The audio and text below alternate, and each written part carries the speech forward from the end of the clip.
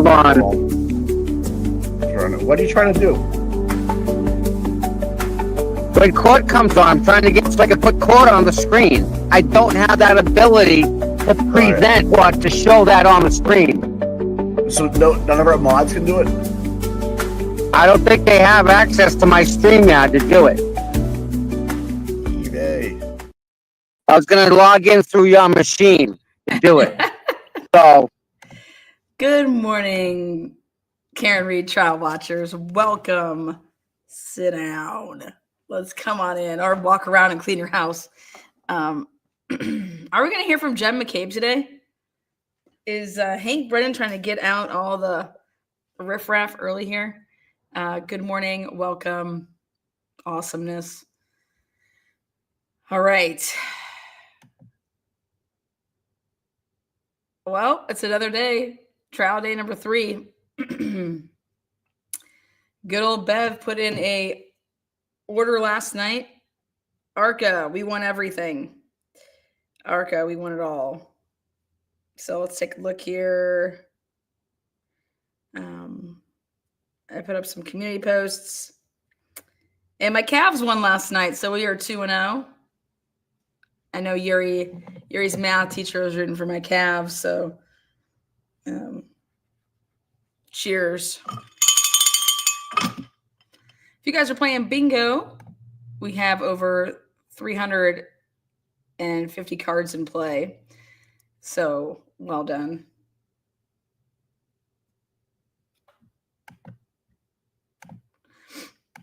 That's this nice little angle here. You can see the folks. Good angle there for Tom to get. It's so much further back than last year.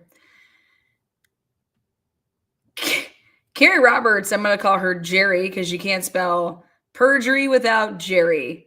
And then after Bev called Carrie Roberts Jen, it's like, well, let's drop the K, we'll put the J in, and she's Jerry Roberts. So how is that mic volume for you guys? I'll double check here on my end.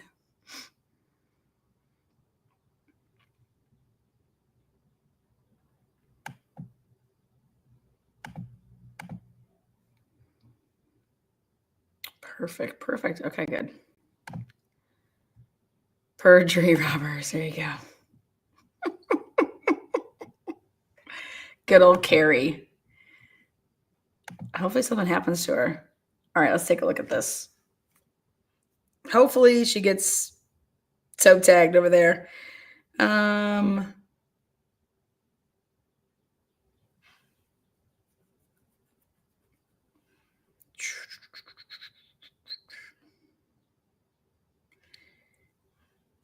We'll have Hector print me off a fresh one. I'll show it to you guys. Favorite moments from yesterday. Anybody, favorite moments?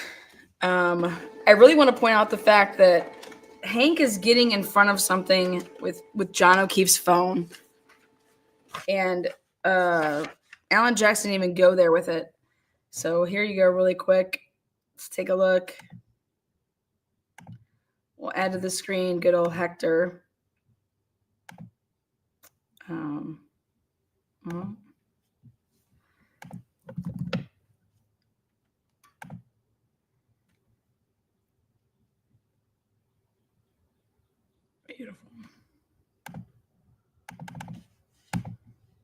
Beautiful. Here we go. So there it is.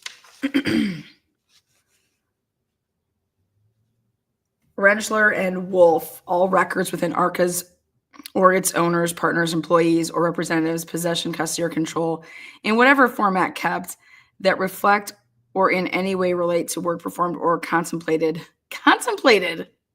and related to in any way billing, payment, compensation, and or reimbursement of any kind in connection with the Karen Reed case. Such records must be produced to the Norfolk Superior Court. See, the court hereby orders, so change that wording there.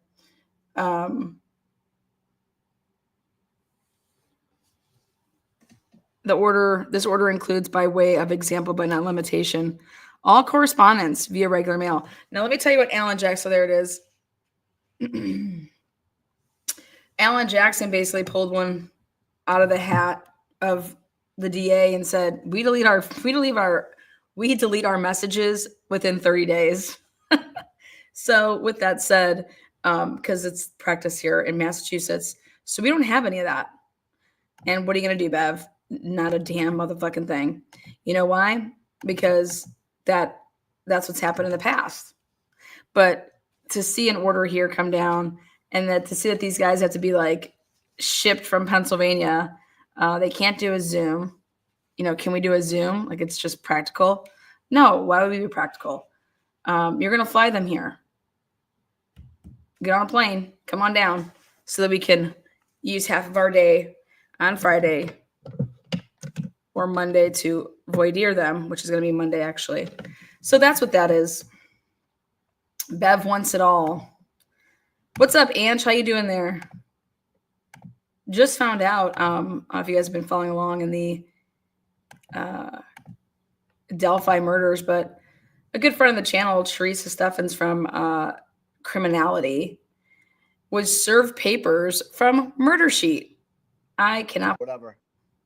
Oh, we get that fixed. Go back up. Well, let's take a look and see. Tom's I'm gonna try. Switch his phone. See if it sounds better. Oh, it sounds like shit, Tom. By the way, we love Tom. I'll back it up. Back it up and double back. There we go. So this is pretty. This is like. What else? Like, subscribe. 30 Thumbs minutes up.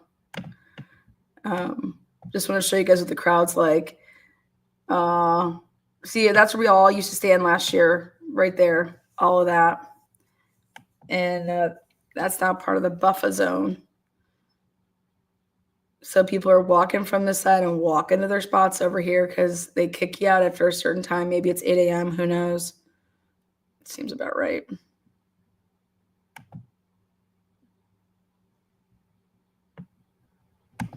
It's a really good view of where everybody has to stand right now. The buffer zone, pure shit.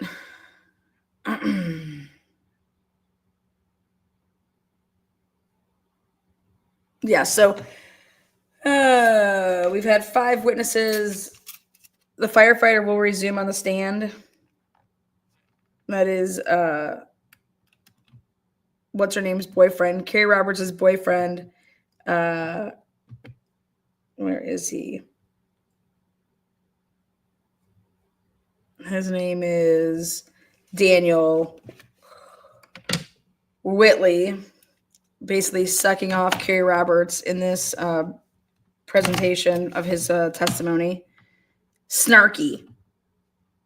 Karen Reed, snarky. But I never told anybody that. Just my opinion all these years later. Just wild shit. Yannetti is on the cross. First time that we've heard from Yannetti. They got to mention Karen Reed's condition because of this testimony, though. So I'm curious to see how far they can go in that, up in there. But that's the door was kind of opened, so they got to mention her MS, which I think is important. If everybody is, did you guys see that prom picture? That prom pic is lit. Yeah, I'm gonna show that prom pic if you guys haven't seen it. Carrie Roberts does a segment though on Good Morning America, and I want us to take a look at it. And I have no idea why she has somebody speaking for her, but let's take a look at Jerry Roberts here on Good Morning America. Just happened. They released this yesterday, the day that she. Here we go. All right. Let me share this. Coming in strong. Here we go. Jerry motherfucking Roberts. In the Karen Reed murder retrial, who took the stand yesterday during the first day of testimony. She was with Reed when they found the body of her Boston police officer boyfriend. She spoke with our chief national correspondent, Matt Gutman. Good morning, Matt. Hey, good morning, George. Carrie Roberts is arguably the most important witness in this trial, but she agreed to speak with. Matt Gutman, what are you talking about? Carrie Roberts is arguably the most important witness in this trial.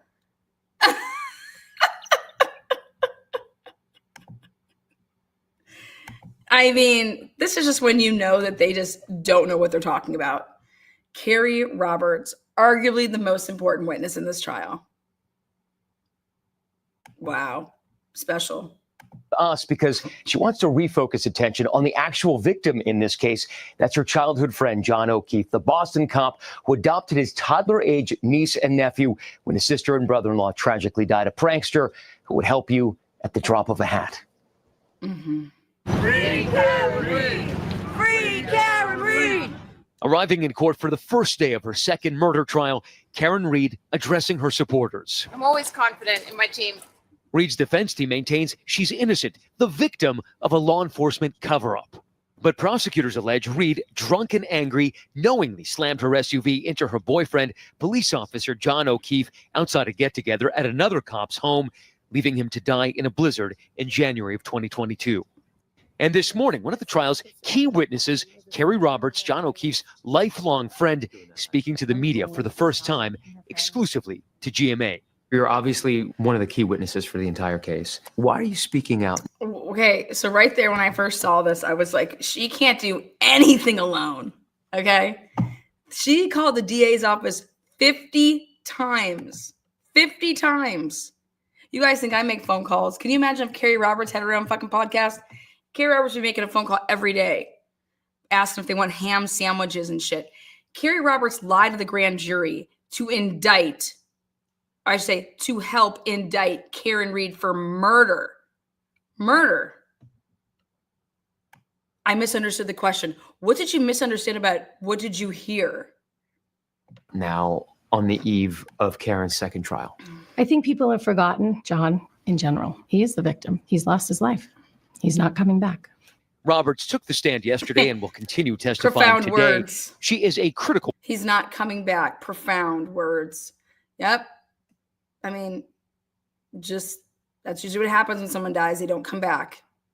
Witness for the prosecution because she was the first person Karen Reed called at 5 a.m. the morning of the blizzard trying to find John.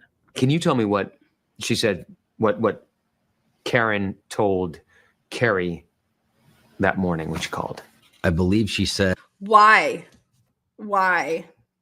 Can you tell me, asks this man, what Carrie was told by John? So basically, this is Carrie Roberts saying, I don't feel comfortable talking about that because, I'm a witness. Why would you even go on Good Morning America to do it like this? And why would they even want to do it like this if you're Good Morning America? How pathetic. Let me call on a witness. Can you imagine if I had somebody on my show and I was like, all right, bring your boy toy with you and I'll just ask questions through them and you just sit there and look down. Okay. was that the first time she called John's dead? Yes. Carrie relayed to Brendan Kane, a longtime friend of John's, the contents of her call that morning with Karen Reed. When Karen called Carrie, she was histrionic, screaming, John's dead, John's dead. I think you get hit by a plow. Carrie, John's dead. Is that right? The first phone call was John's dead. Then she hung up. So that early morning. And then look at this. The first call was just John's dead and just hung up.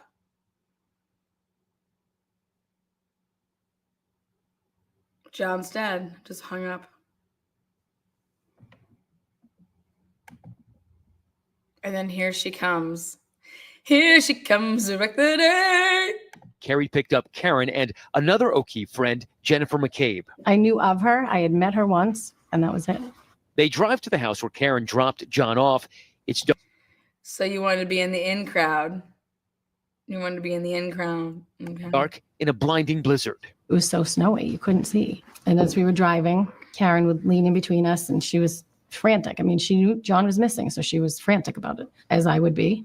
And then we turned to pull down Fairview, and she saw him on the lawn, and I didn't. Carrie quickly joins Karen on the lawn. and the two women perform CPR on John until police arrive. We went to go find him and make sure he got home okay. And when you find him and he's not okay, it was pretty hard. Carrie and John's were Right there. There's a pic. There is junior prom right there. Carrie Roberts wearing all white. John O'Keefe wearing his little suit, tux, whatever. I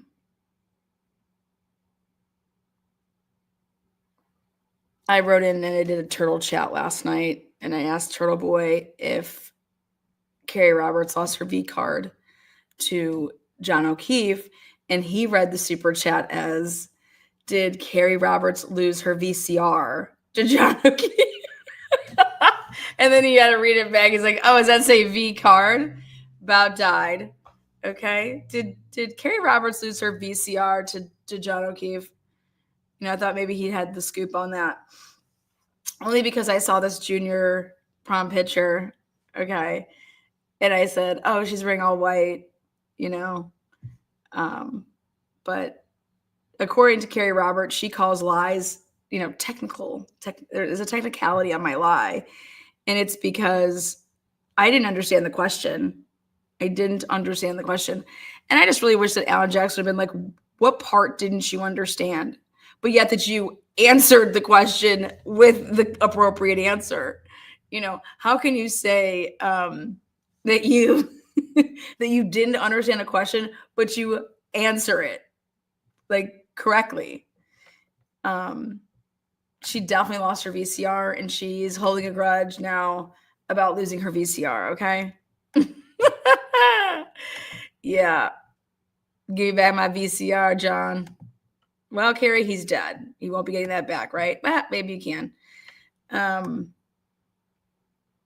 Yeah, she wore a white dress to junior prom. And so I was like, maybe she was jerking the V card around. Here you go. But who knows? I don't know. Maybe she didn't have it anymore.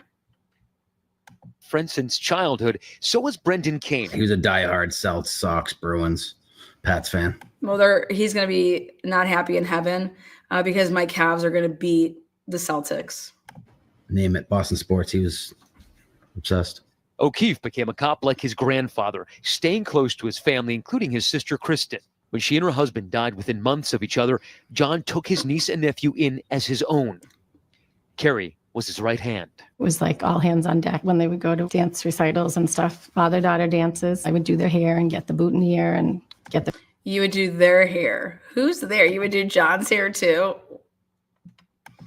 Maybe she just means her kid too. I don't know. And like the little girl. Carrie Roberts is just awkward. But she definitely did this interview a couple, like me and Bella were talking about it. She has her filler in, and then when she took the stand, I mean, unless they did like ridiculously good makeup here for her as well. But curious on when this interview was, because her Botox, mostly her filler, isn't the same as it was the past 2 days on the stand. You picked the wrong C's. Well, at least I didn't borrow your VCR and never give it back, Yuri. Me and Yuri have a bet. So we're going to be talking nothing but the Celtics and the Cavs. Celtics are 2-0 as well. Cavs are 2-0. I hope that they both meet, because that way when I'm in Boston to be visiting here for the trial, I'm going to try to time it up that I go when there is a game at the Garden. I've never seen a game there. Or what do you guys call it there? That's what's called, the Boston Garden? You know, I'm just loving that I saw LeBron James get whacked, like he got his ass waxed. How about Memphis? They lost by 60. I mean, what? So I'm a diehard sports fan over here, but Cleveland all day. He did a great job. I'm from Cleveland. This was one of my best friends. In the 3 years since Reed was arrested, the town of Mr. Jackson. She just was like, she took one out of Jen's book talking about Mr. Jackson. Oh, crap. Let's get some ticks. Oh, we're going to get some ticks. I'm going to make some calls. I'm going to try to throw my tits around, get some ticks. Let's get some ticks. I don't care if we're in the bleeds. we'll work our way down. We'll show some skin. We can just go with the McCabe's. I'm sure that they're sitting there. Boston Garden. There it is. If we go to the Boston Garden. But I definitely want to go down and bounce around to the bars beforehand if we go. I'm not just showing up like before game time. We do it big. Wear some free Karen Reed shit with maybe some C's on my titties. Like, you know, Yuri, you can wear some shamrocks on your titties. Deal. I just want to wear a t-shirt that says Carrie Roberts committed perjury. Stanton has been transformed. Neighbors have taken sides. Witnesses have been harassed. For the crime of? Telling the truth. Answering the phone. It's my friend. I'm not going to not help. It's all about which side are you on? We're John's closest friends and family, and we're still haven't been able to grieve because of all of this. It's all lost on this circus. Why did John want to become a cop? Wait, you haven't been able to grieve because of this circus? Who's made it this circus? How can you literally not have questions if you're Carrie Roberts when you find out that Jen McCabe, okay, and her goons and the shit that they were doing, butt dials, okay, Google searches. That alone is enough to say, like, okay, what the hell happened that night?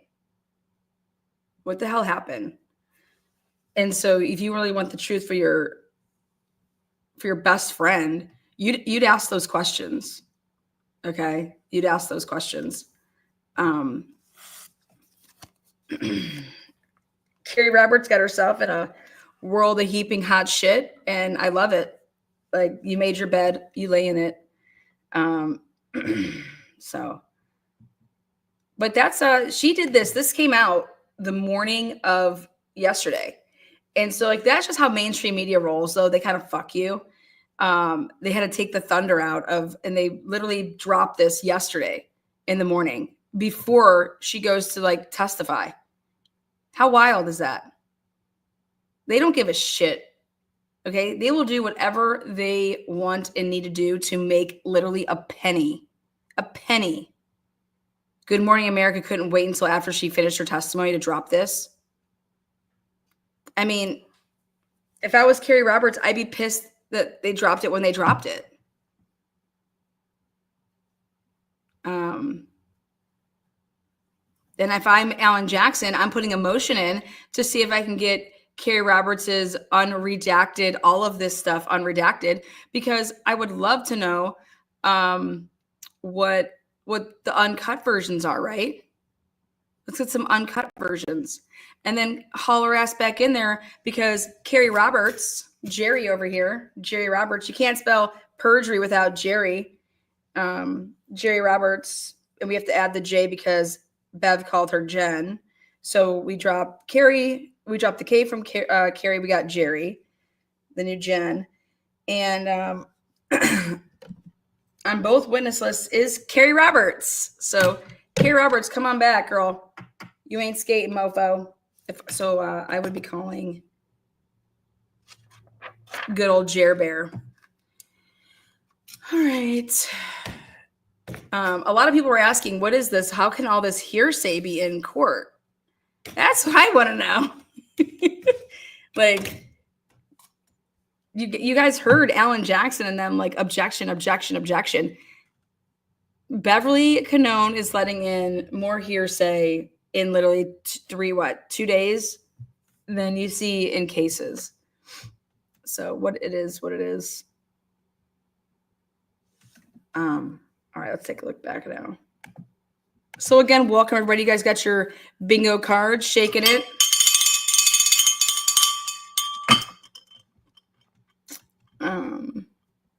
Coming back, let's go down to, we're going to put on,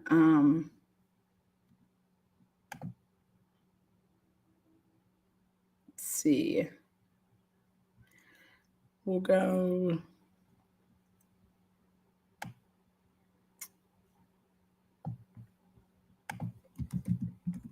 We'll go law and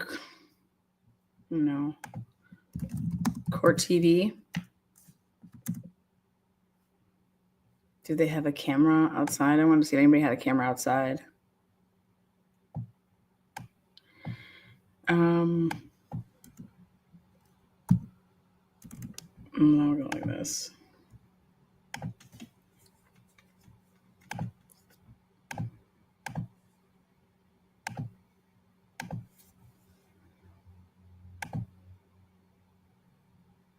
Look at that. Look at that fan, number one fan.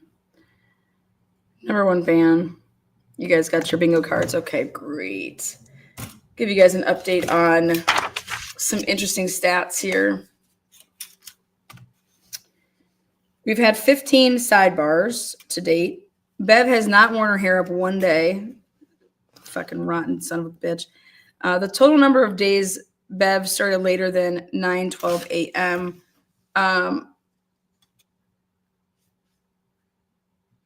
She started later than 9:12 a.m. the first day. And then just because they had to talk about stuff in the morning, she got on there at 9:08, 9:07, something like that. So only one day there. We've heard from 2 different firefighters, and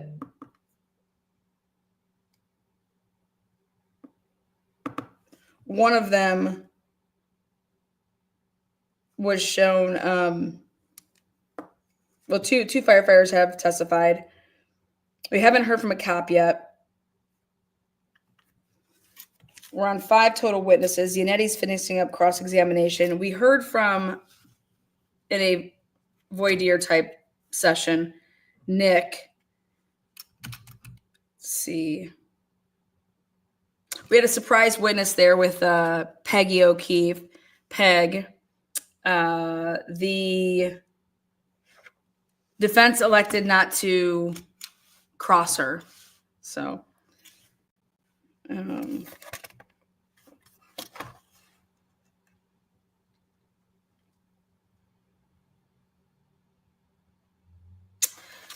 Hank has gone on a totally different path with his order. And I'll say it again. I think that we're in for a treat as far as who we think Brennan's even going to be calling.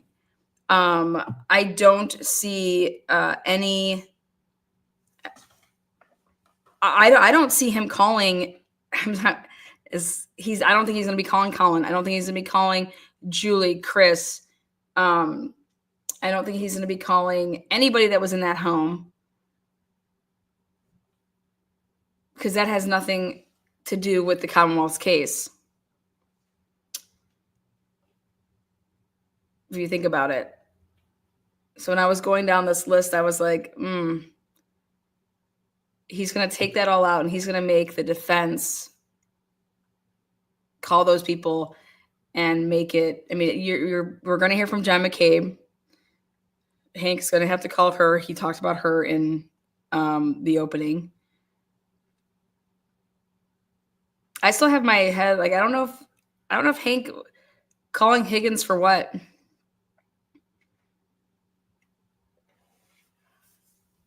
Calling Higgins to say what? Calling Brian Albert to say what? Lally's game plan was to try to get in front of it. I think Hank Brennan's going to not go anywhere near it. That's just my take right now.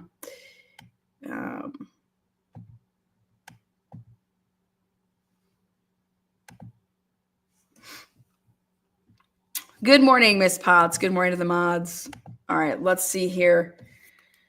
The game that we'll be playing today to kick off our bingo. We are at 9 minutes until we start. What's everybody going to be sipping on? I'm going to go make some hot green tea. Let's see. Okay.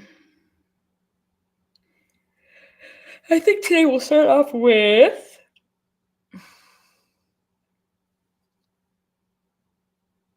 Yep. We're going to do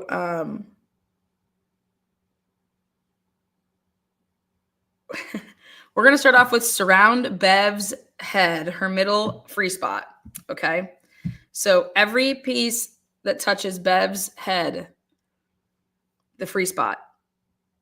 So you're going to surround Bev's head. We're going to kick off the morning bingo with surround Bev's head. Basically, give Bev some head.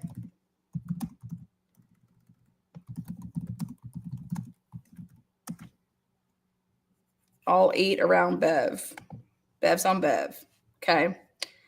And we're going to make this game worth a $10 Cash App. Damn. We're going to kick it off, Bev. I always love a good Thursday happy hour, so we're going to give Bev wants to double your pleasure with Double McGum and an extra $5. So $10,000 I put. Morgan's been a member for 35 months. What's the math on that, Yuri? Come on. Come on now. $10,000 if you're playing in this game. Bev's treat. Ah, shit. So again, it is Bingo Lingo game number 1.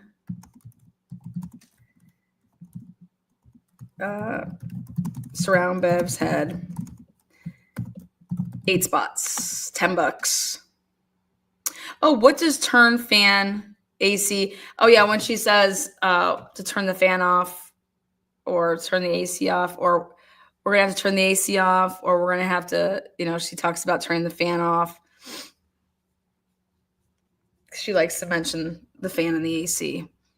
It's gonna become a good one here in the middle of once the middle of May kicks in.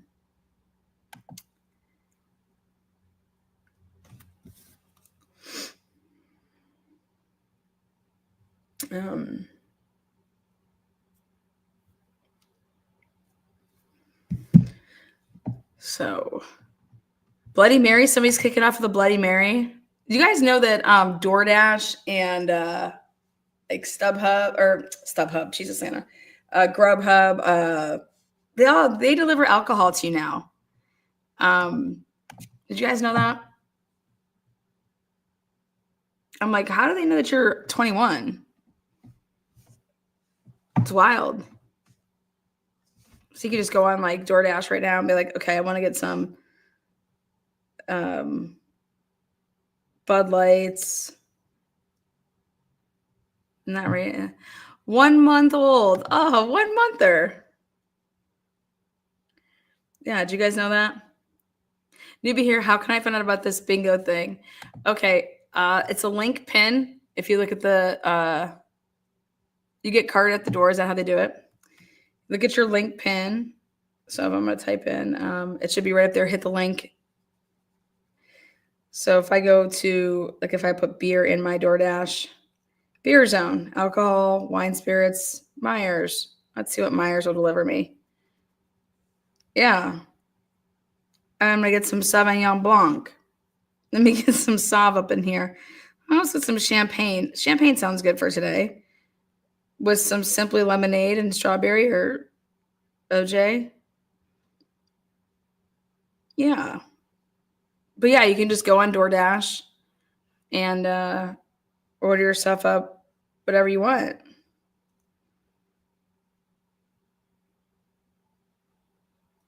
Pretty crazy, huh? And then if you have the munchies, like you can get McUltras, like you can get what is this? It's like a 12-pack, $16.49. You can get I don't even know what that is. Is that like a 24-pack? Yeah, 24-pack for $28. You can get a 6-pack for $10.49.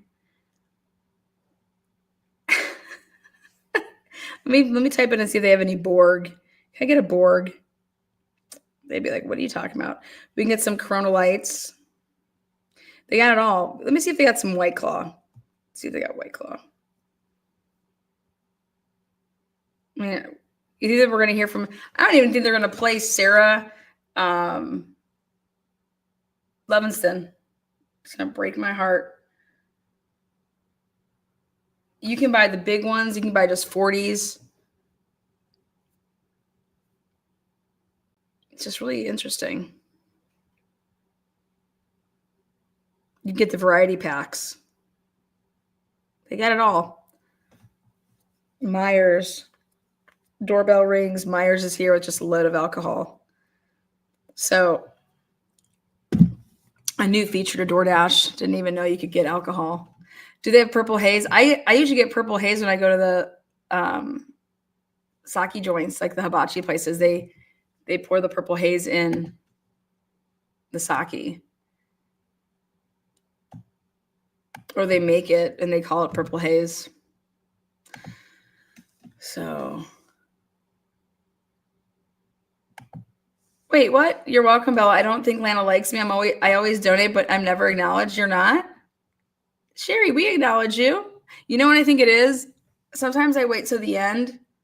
So I'm sorry about that. Cheers. Cheers, Sherry. I definitely don't not like you. I don't know you. Oh, here we go. Hanging with Lana on my day off.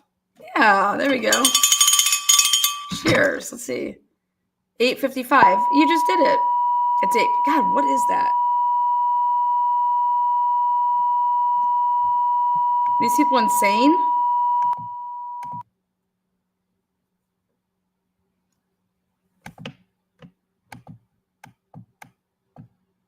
Wow. How ridiculous was that? That was ridiculous.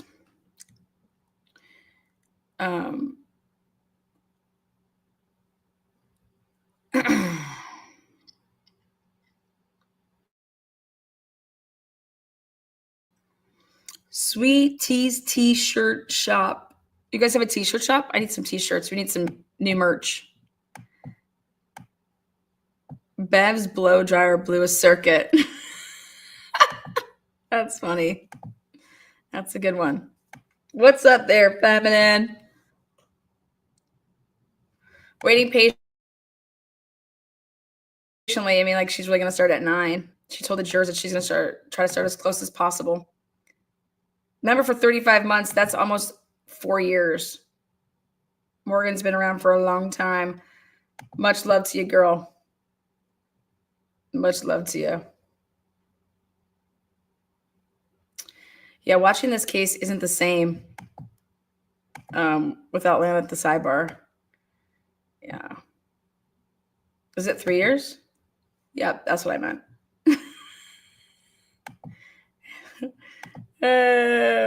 3 years, 4 years, that's all the same.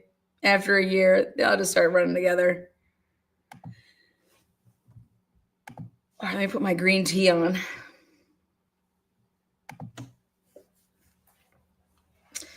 If Bev doesn't wear a scrunchie, I'm going to be pissed. I'm going to call up to the courthouse. What color scrunchies does Bev like? I like to send her some. See, Bev in a scrunchie. Bring it home, Bev. Bring it home.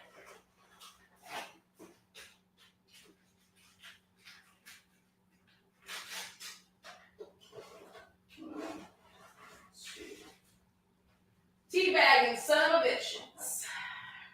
You teabagging.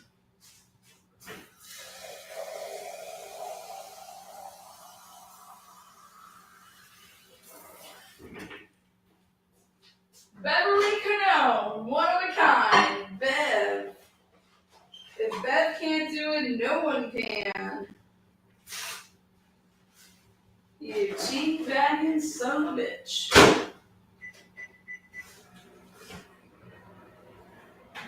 Make sure you guys get your vitamins in.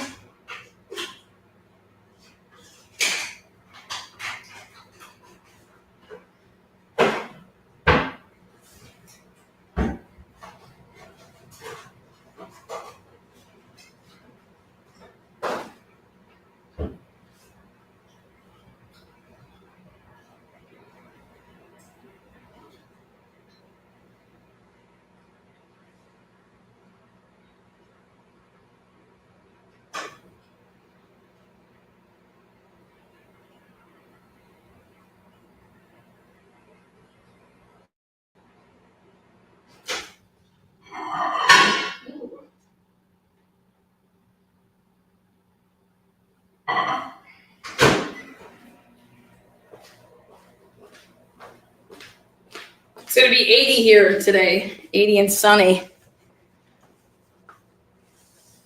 Cheers, you guys. Cheers, everybody. Miss Potts, a member for 26 months. Holy shit. Miss Potts, you've been around for 26 months. How did I never not know that?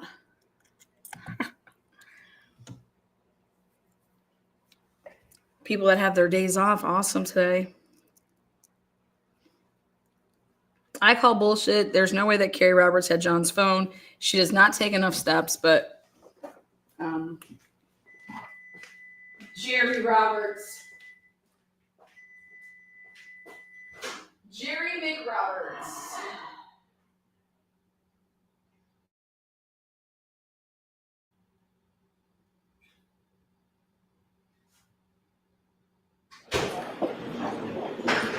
Oh my God, Beth's starting on time. Holy shit.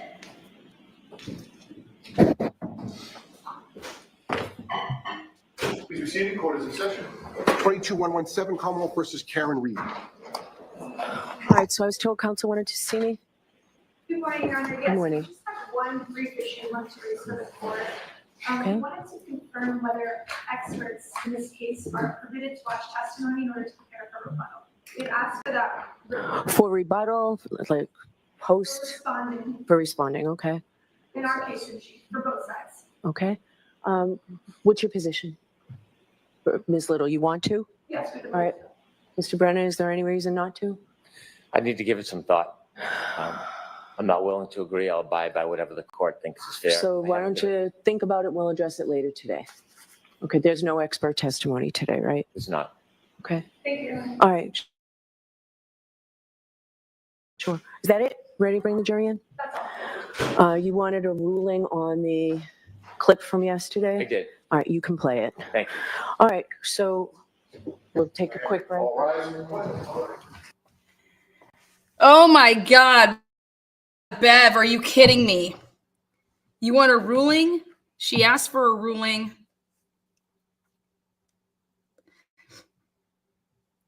She asked for a ruling. Okay. As soon as we start doing this shit, totally fucks up. Explain that to me.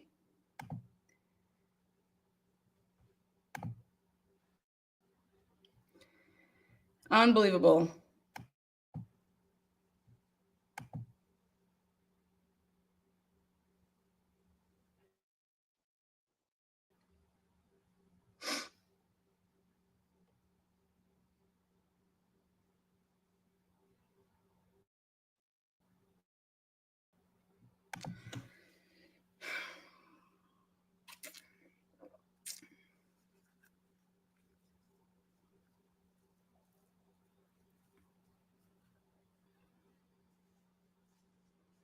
That's what I'm wondering, Shine Louder. Like, I'm about to take my, that's what I'm thinking.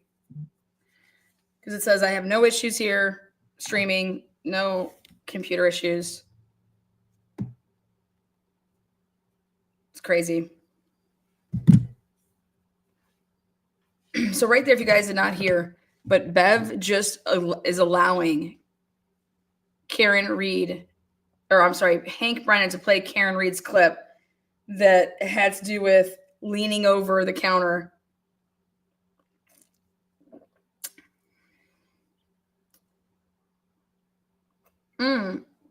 Trashly had carry on. That's about par for the course. Okay, look at nothing, right? Look at everybody's off, right? We're all fine. Literally, I spent 2 hours yesterday doing all this. Unbelievable. Green tea's on point, though. So I don't understand here. Does Bev know about my over-under? Okay. Am I supposed to count that as Bev being ready to go? I mean, what the fuck, Bev?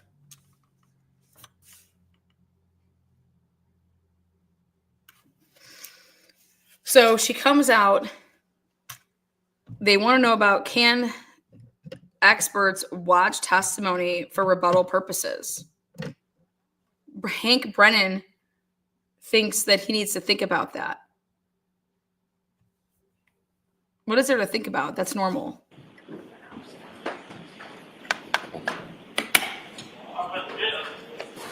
God, my allergies. Either way, we are starting before 9:12.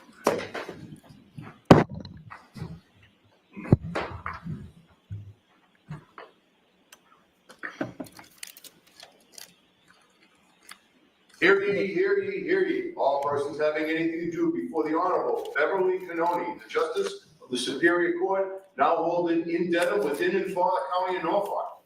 Draw near, give your attendance, and you shall be heard. God save the Commonwealth of Massachusetts. This court is in session. Please be seated. 22117, the Commonwealth versus Karen Reed. All right, good morning again, counsel. Karen Good morning, Ms. Reed. Reed. Good morning, jurors. I have morning. to ask you those same three questions. Were you all able to follow the instructions and refrain from discussing this case with anyone since we were here yesterday?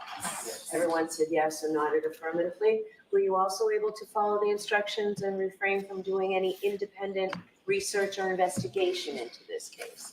Yes. Everyone said yes or nodded affirmatively. Did anyone happen to see, hear, or read anything about this case since we left here yesterday?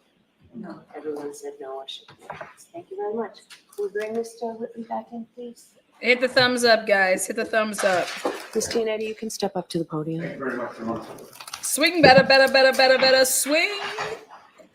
Yannetti. Bring it up. The big D, baby. Yannetti. Pop this clown.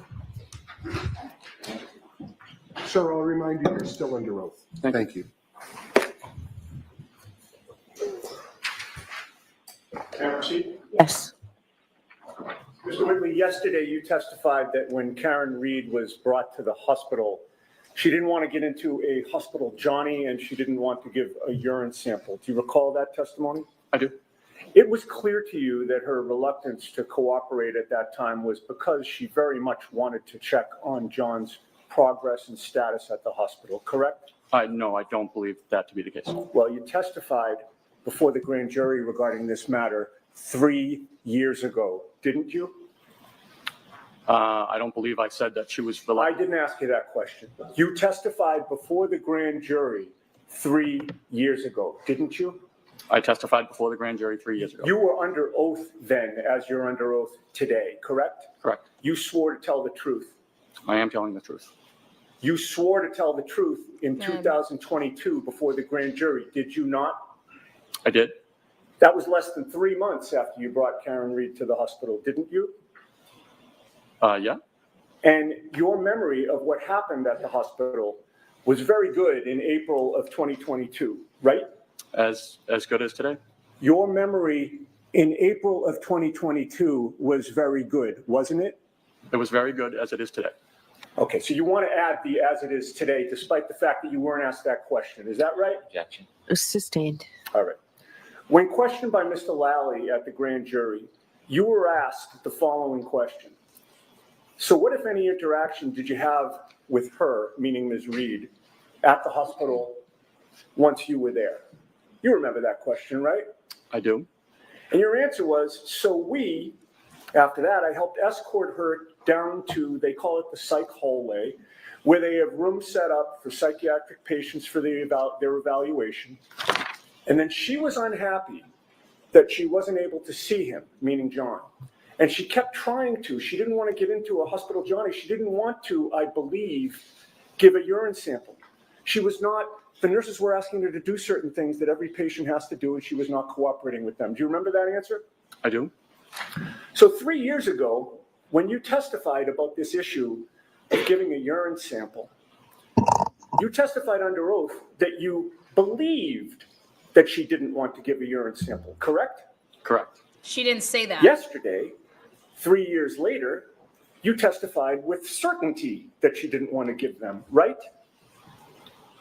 Yeah, she was giving them a hard time about having to give a urine sample. Right, no, I'm asking you about your testimony yesterday in contrast to the grand jury, sir. Okay. To the extent that I ask yes or no question, I'd like yes or no answers. So okay? no instructions to the witness, Ms. Your Giannetti. Honor, may Ask the a witness be question. instructed to answer the question yes or no if it calls for a yes or no question. Sir, Answer. answer the question that's asked of you, okay? Okay. So go ahead, ask a question. That's how you do it. That's how I did it too. You testified yesterday that she didn't want to give a urine sample without saying it was your belief that she didn't want to give one, correct? Correct. In any case, were you aware that when she was asked to give a urine sample, that Ms. Reed had gotten her period and did not have a tampon? I was aware she was on her period, yes. You're also aware that when somebody is brought to the hospital for a Section 12, they have no privacy. Isn't that right? They have medical privacy. Either the tech or the nurse would be with the patient at all times. Okay. With them at all times, observing them at all times, correct. correct? So they wouldn't be, she wasn't in like a hallway open to the public. Understood, sir. But she also, when I said privacy, what I was asking is, she was not allowed to go to the bathroom alone to give a urine sample, correct? She was a psychiatric patient. Right. So she would have to use the bathroom in front of hospital personnel or some medical personnel with people watching her while she was on her period with no tampon, correct? I would understand that to be true. All right. And you're aware that she did cooperate and eventually give a blood sample as well, correct? I'm not aware of a blood sample, but urine sample, yes. She did give the urine sample. Correct. Now, in your testimony yesterday, what Karen Reed may have asked you about John surviving in the snow with light clothing. You remember those questions? John surviving in the snow with light clothing. You remember those questions? I remember asking about not having a jacket, correct? Now, starting at the end of the day, when I cross-examined you yesterday, I asked you about that topic, and I said to you, you mentioned something about hypothermia, that you assumed you may have been dealing with a hypothermia situation. And your answer was, well, she said that he had been out in the snow without a jacket for many hours, correct? Correct. But before I cross-examined you at the end of the day yesterday, you previously testified 3 times about this topic, correct? I believe it would be the grand jury and the previous trial. Right, and direct examination when Mr. Brennan was asking you questions before I stood up, correct? Okay, yes.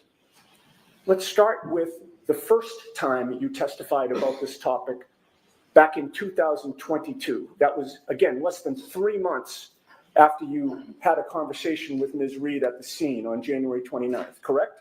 Correct. Her statements and questions to you at the scene were fresh in your mind in April of 2022, correct? Correct. In April of 2022, before the grand jury, Mr. Lally asked you, quote, what, if any, questions did she ask you regarding hypothermia? Do you remember that question? I do. Your answer was, she was just wondering if he could have survived outside in the cold even though he didn't have a jacket on. Do you remember giving that answer? I do. Nowhere in that answer, in 2022, less than 3 months after these events, do you attribute the words, quote, many hours, end quote, in the snow to Ms. Reed, correct? Yes, I was not. I'm not asking for an explanation, sir. I'm asking for an answer. All right, so he was answering you, Mr. Yannetti. No, he question called wasn't. for a yes or no answer. Nowhere in your answer in 2022 do you attribute the words many hours in the snow to Ms. Reed, yes or no? No, I did not say that at that point. Nowhere in your answer in 2022 do you testify that Ms. Reed told you he had actually been in the snow for many hours, correct? She did. Sir, I'm asking you about your testimony. I object. So let him answer the question. Let me ask it again. Nowhere in your answer in 2022 did you testify that Ms. Reed told you he had actually been in the snow for many hours, correct?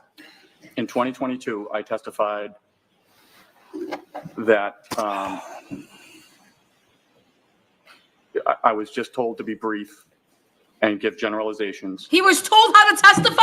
She quantified many hours in the snow. Fuck yeah, get him. When we were back at the Let me try this again, So, sir. Ms. Giannetti, you're just saying 2022. Get to a date Of course, and a yes. place. April of 2022, okay, before the grand jury. My question again, and I'm still seeking a yes or no answer from you, okay? Nowhere in your answer, in April of 2022, before the grand jury, did you testify under oath that Ms. Reed told you that John had actually been in the snow for many hours, correct? Not in 2022 of April, no. Okay. The next time you testified under oath was last year in 2024, correct? Correct. During that testimony, Mr. Lally asked you, oh, by the way, so 2022 is no mention of many hours, right? I did not, and I was told to be brief on the grand jury stand. But Ask him about that. No mention of Who many told you hours how to in 2022. testify? Okay. Now, 2024, last year, Mr. Lally This is why I asked make a you- good attorney. So I'm witty Firefighter and Whitley, quick. at some point, specific to your conversations with the defendant, Ms. Reed, can you describe sort of her demeanor or any observations you made in relation to that as you were speaking with her? And your answer was, yes, she was very upset. She kept asking if there was any chance. She kept asking us if we knew if the person ambulance 1 had transported was alive or dead, and we could not speak to that. She asked if somebody could be alive. So 2022, there was no mention of many hours. 2024, over time, now that's the first time that you mentioned the words many hours in your testimony regarding this case, correct? Correct. Right? And when you testified last year, you testified still that she was asking you a question about surviving in the snow, correct? Correct. So then we come to yesterday on direct examination. Do you recall that Mr. Brennan yesterday asked you, before you left, were you having any conversations with the defendant? And you answered yes. You recall that yesterday? Is that at the hospital? I'm asking you yesterday, do you recall Mr. Brennan asking you, before you left essentially the scene, were you having any conversations with the defendant? And your answer was yes. You're talking about Lee, I'm just trying to make sure we're talking about the same instance. Are we talking about when we left the hospital or when we left Fairview Road? When you were at Fairview Road, leaving Fairview Road. We're talking about the same subject of what Ms. Reed supposedly told you or asked you. Okay? Mr. Brennan went into that with you. So on the way to, you're talking on the way to the hospital in terms of left. When we Oh left. my, when did you leave? Well, when else would she have before left with you you? left. He meant before you left the scene. Okay. When I'm the just fuck trying to else did she clarify. leave with Same you? conversation, Mr. Whitley. I'm not So, trying to trick you. Ms. Giannetti, he just asked for a point of reference. It's clear. Now go. Understood. And Mr. Brennan said, can you share with the jury what those conversations were about? And your answer was, so we were talking, she was upset. She kept asking if there was any chance her husband could be alive, even sitting outside in the snow without any coat for many hours. Do you recall that answer that you gave yesterday on direct examination? Yes. And that was the first time that you mentioned that she said, supposedly, or asked supposedly, about him sitting outside in the snow, correct? I was just using phrases generally speaking. Not my question. I wasn't at that point I was paraphrasing. I was not speaking my God. verbatim to what she said. He just Let's got try that destroyed. again. Okay. That was the first time Get him. that you mentioned that Fuck she him up. claimed or asked that he was sitting outside, correct? It could have been sitting, laying, being. Let's try it a third time. So Was that- just ask the question, not let's try it. Sure. Let's try it. Was that the first time that you testified under oath that Ms. Reed said or asked about him sitting outside? Are you asking me to clarify whether she used the I'm not word asking you sitting? to clarify anything. We're asking about your I'm testimony. asking you whether that was the first time yesterday during direct examination that you mentioned that she asked about him sitting outside. I'm sorry. I am very confused because I'm trying to figure out if he was being outside, sitting outside. I'm asking you about Ms. Reed's statements, sir. That's all I've been asking you about. Her Okay. statements to you and your testimony about her statements to you. Was yesterday on direct examination the first time that you testified under oath that Ms. Reed mentions the words sitting outside? I don't know. All right. I'm just using. She might have said laying outside, being outside, outside.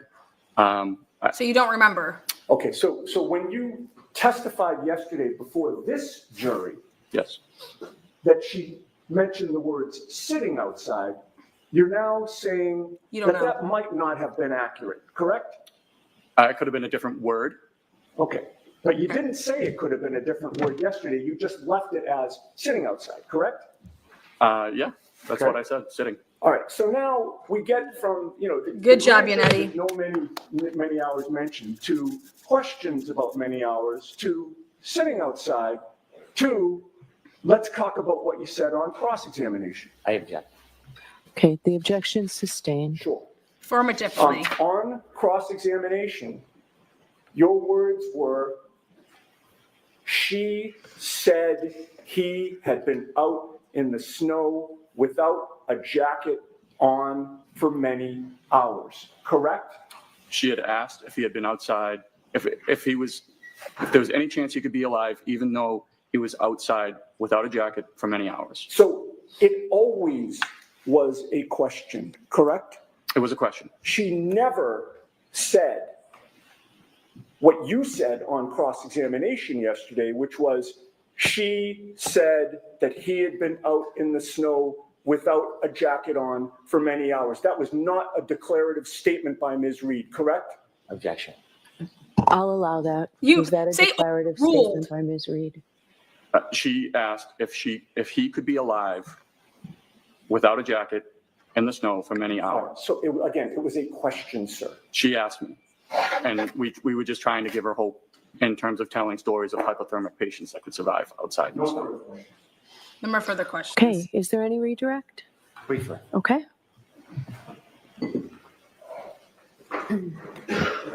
Another one bites the dust. 3 perjuries. When you were called to the grand jury, was the testimony as in-depth and as long as it is in front of this jury? No, not even close. When you're recounting your memories of what happened, do you memorize word for word what you said in the past? Objection. As to that form, it's sustained. When you're recounting the past, do you record your statements personally? Objection. I'm going to let that one. Do you record your statements? No. Next question. When you testified in the grand jury, page 90, line 15, and you said the defendant told you, I'm upset if he dies, I want to die. And then you later testify last year, and you said, if my husband dies, I want to die. Do you notice the little differences between those phrases? I do. Is that you making up words? No. Is that you trying to help a case? Objection. As to form, that's sustained. Are you inventing facts? No. Sir, when you were recounting what happened that day, are you using your best memory? Objection. Sustained. When you were asked by the defendant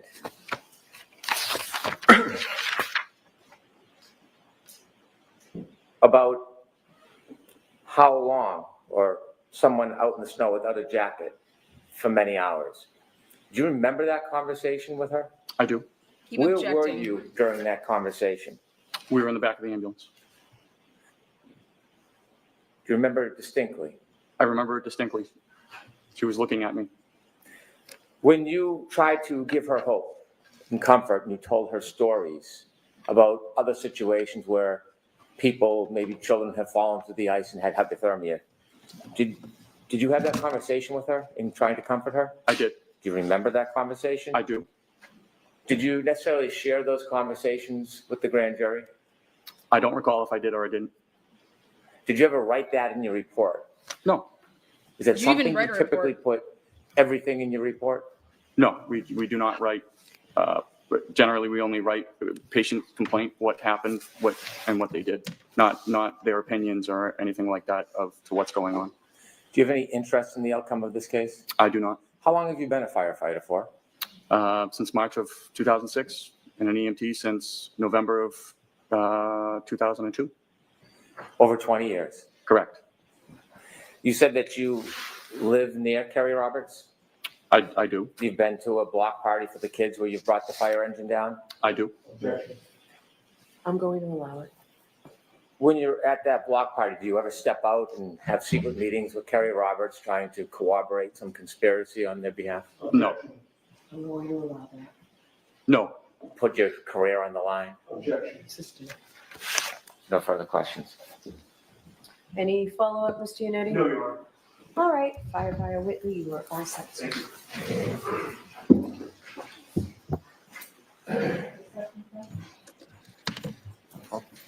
Another unreliable witness.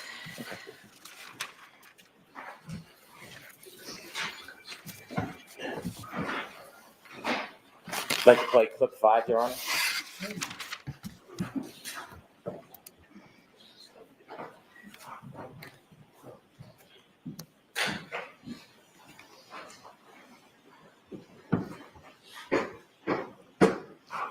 And his mother leans over the kitchen island and says to me, I think it looks like you got hit by a car. It looks like you got hit by a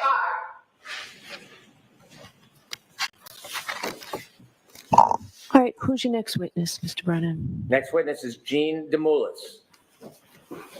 Jean DeMoulis. Who the fuck is this? Let's see. Jean DeMoulis. Okay. Yeah, we're gonna talk about this. Jean DeMoulis, we have a sidebar. Let's get that taken care of. Jean DeMoulis on the Commonwealth's witness list. Let's see, DeMoulis. See if it's on both. Sidebar 16. First of the day today, though.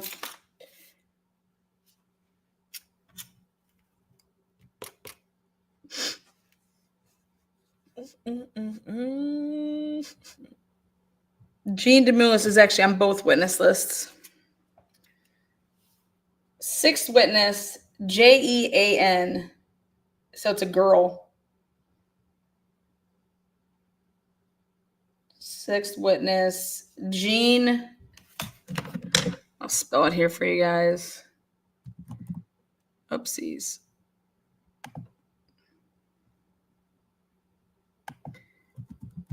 Jean DeMoulis, like this. Witness number 6. There you go. Come on down, Jean. Chicky Jean. I don't remember a Jean DeMoulis from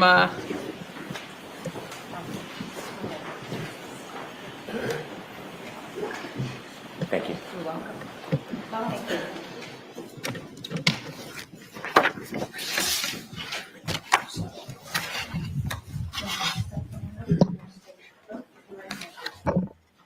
You solemnly swear the evidence given to the court and jury the truth, will give the truth, the whole truth, and nothing I think we got it.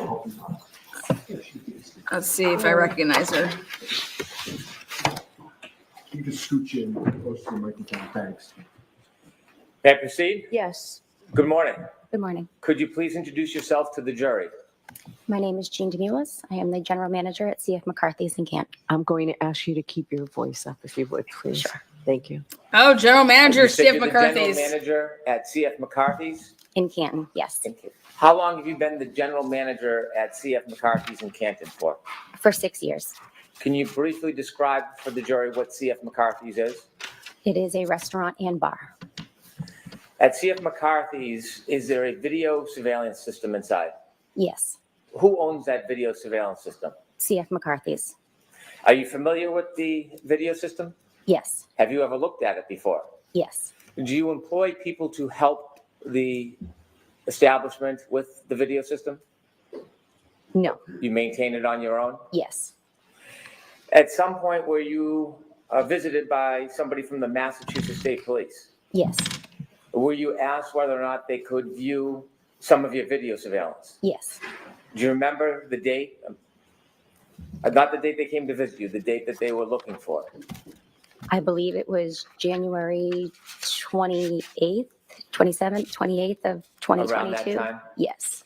Did you allow access to the video system? Yes. Did you oversee that access to the video system? Yes. Was it a state police officer? It was two state police detectives. Do you remember their names? I remember one of the detectives' names. I do not remember the other detective. The one you remember, could you share the name? It was Detective Buchnick, Yuri. Detective Yuri Buchnick. Yes. At some point, was he allowed to download information from the surveillance system? Yes. Did you watch him do that? Yes, I did. At some point, have you been able to briefly look at some of that download? Yes. And does it appear to be a fair and accurate depiction of the surveillance or the area of your bar? Yes. Move to introduce. This is friends with Chris. Okay, there's no objection, Albert. Mr. Yannetti. There is no objection, Your Honor. Okay, Yannetti's on the cross. Exhibit 18, so marked. Thank you. Your Honor, may I play just a small portion? Sure. Thank you.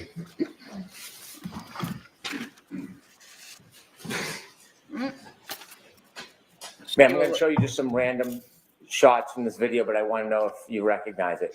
Is this the inside of CF McCarthy's? Yes. I'm not asking if you have any particular knowledge or information about that night. I want to know, is this a fair and accurate depiction of what CF McCarthy's looks like? Yes. Has there been any substantive, significant changes to the inside of that establishment No. since this video was taken? No. Okay. Thank you, Ms. Gilman. Your Honor, I have no further questions. Okay. I have no questions. All right. Thank you very much. Thank you. All right, so far that's been the shortest cross by Brennan. And it clocks in at Your next witness, Mr. Brennan. Thank you. Bridget Meehan. 3 minutes. So the over under on Brennan's cross, or Brennan's direct rather.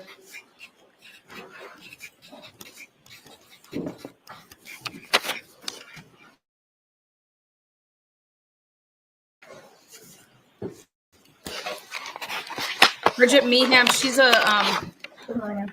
she's from the last trial. Or wait, she might be the custodian of records. Let's see. You solemnly swear the evidence before the court and jury in the case now hearing to the truth, the whole truth, and nothing but the truth, so help you God. I do. Good morning. May I proceed? Yes. Good morning. Good morning. Could you introduce yourself to the jury, please? My name's Bridget Meehan. Where do you work? I work at the Waterfall Bar and Grill in Canton. The name maybe tells us a little bit about it, but could you just share a couple lines of what the Waterfall Bar and Grill is? It's a small family-owned business in Canton. It's in a mixed condo complex. Are you involved in the ownership of it? Yes. How long have you been involved with the Waterfall Bar and Grill? We've been there approximately 10 years. Do you help run the establishment? Yes, I do. And you were running the establishment back on January 28, 2022? Yes. At some point, were you asked or visited to see if your establishment had video surveillance of the inside? I was. Does your establishment have video surveillance of the inside? It does. Do you have a camera and a server? Do I have? Yes, I do. Okay. Did you provide video surveillance to the Massachusetts State Police from that night, January 28, 2022? Yes. May I approach, Your Honor? Yes. I'd like to move this in as an exhibit, please. Okay. Mr. Yannetti? No objection. Thank you. Exhibit 22. With the court's permission? Yes. Thank you.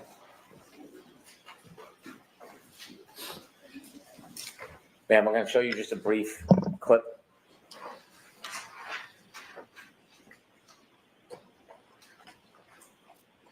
Okay, stop, please.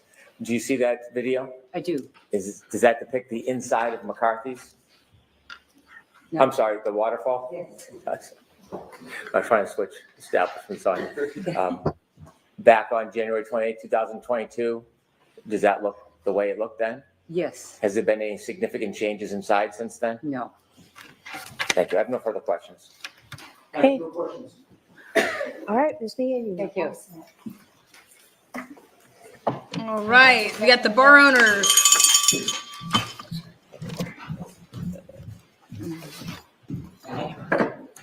Is my camera on here? All right, your next witness, Mr. Brennan.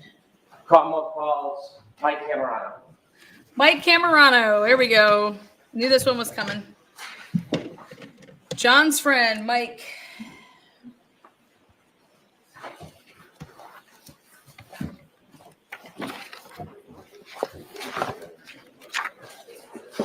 Witness number 8. Hold on, can I follow me?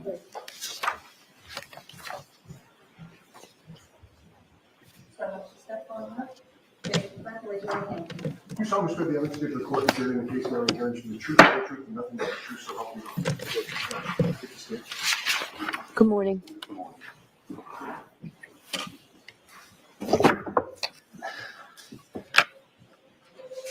May I? Please. Good morning, sir. Good morning. Could you please introduce yourself to the jury? Hi, good morning. My name is Michael Camerano. Mr. Camerano, can I ask how old you are? I'm sorry. Spell your last name. Camerano. And so if you could either move the microphone down a little bit or speak up, or maybe a combination of both, please. Okay. Thank you. Thank you. Could I ask you how old you are? 48, Where do you live? Canton, Mass.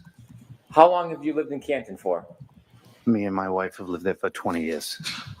Me and my wife have lived there for 20 years. We have 2 children. How old are your children, sir? My daughter is 17. My son is 14. Did you know John O'Keefe? Yes. How did you know him? I met John for the first time at his sister's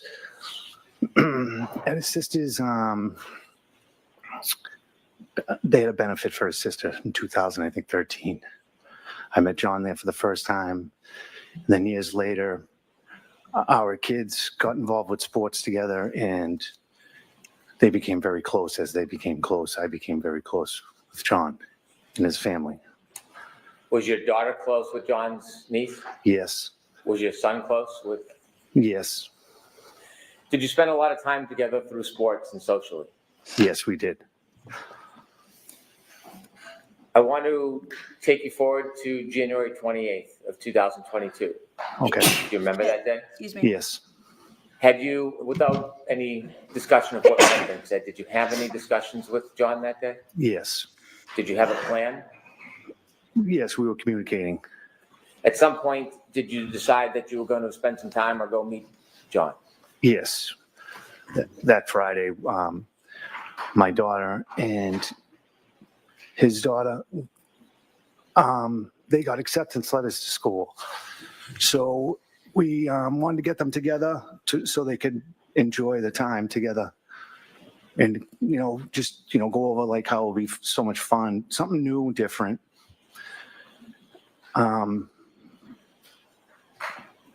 Yeah, so we were going to meet up after I got out of work.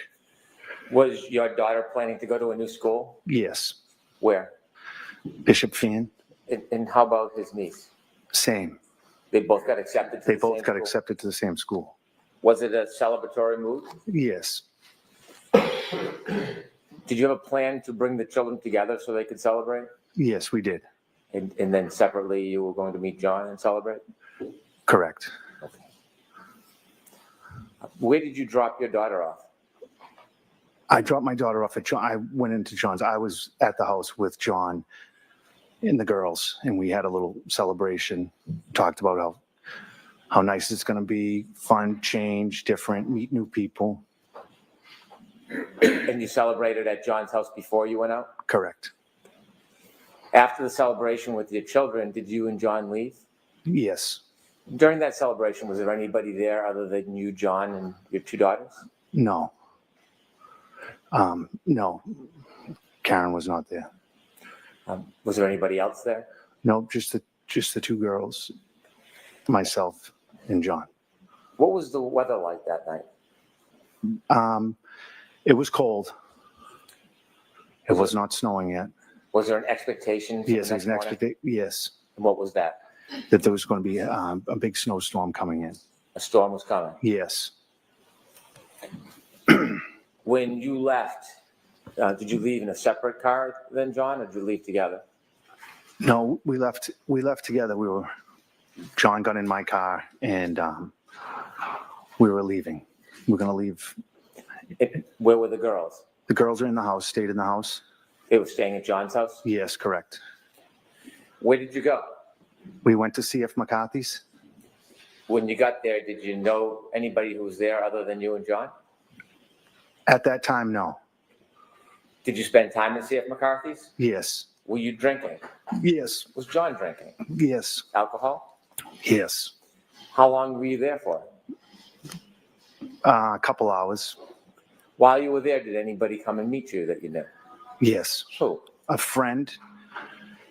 And then Karen came in. The friend? Yes. What was the friend's name? Kurt. And then how long after you first got there was it that the defendant arrived? I would like to say within an hour or so. Not 100% sure. You said back home it was a celebratory mood. Was it still a celebratory mood at McCarthy's? Yes. When the defendant arrived, did she spend time with you and John? I've talked briefly to her, and her and John were mostly talking. Okay. You didn't see any issues? No.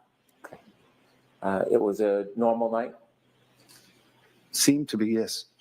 As far as you could see? Yes. And you saw John drinking? Yes. Did you see the defendant drinking? I saw her with a glass, yes. Did you leave at the same time that John left? No, I did not. When you left, was John still at the establishment? Yes. When you left, was the defendant still with him? Yes. Why did you leave? I left because I got a phone call. My son was playing hockey in the backyard, and he got hit with a stick and lost his tooth. Oh. Where did you go? I went to my son's friend's house. Do you know about what time that was when you went to see your son? I would like to say 9:30, between 9:30 and 10. You didn't go back to McCarthy's that night, did you? No, I did not. After you helped your son, where did you go next? I went to pick up my daughter, Madeline. Did you go at John's house? Did you go in John's house? No, I did not. When you got to John's house, did your daughter come out? No. We went to the side door and rang the doorbell. And then what happened? And then my daughter came to the door. Where'd you go? From there, we left and went home. When you went home, had the weather changed at all? It was cool. It might have been flurrying at that time. No accumulation? No. You got home? Yes. Did you do anything significant when you got home? Put the kids to bed, my son, and no, I went to bed. What's the next thing you remember happening? Waking up to, I missed some phone calls. Who were the missed phone calls from? From my wife and Karen. What did you do? I called my wife. After speaking to your wife, what did you do? I got in my car and drove to John's house. About what time was this? In between maybe 5 and 6 a.m. What was your mood at that point? I was panicked. Why did you go to John's house? Because I went to get Kaylee. Did you know if she was alone? Yes. How long did it take you to get to John's house? Maybe 5-7 minutes. When you get to John's house, what do you see? I pull in the driveway. I see that the garage door is open. I go in through the garage door. I don't know if Kaylee was standing there, if the door, she came out the door, and I asked her, if she needed anything, she could get in my car and stay warm. When you first saw Kaylee, what did she look like? She looked distraught. Did you try to help her? Well, I think I just said everything will be okay. Did she come with you? Yes. Where are you going? To my house. So what happens? So we go to my house, and my daughter's up, and the two girls they were hanging downstairs, just hanging out, just being kids. And then, I don't know, a couple hours later, maybe, Paul called me and asked me to bring Kaylee home. Did you know anything at that point? I did, yes. You did or didn't? At that point, I did when Paul had told me. So what do you do?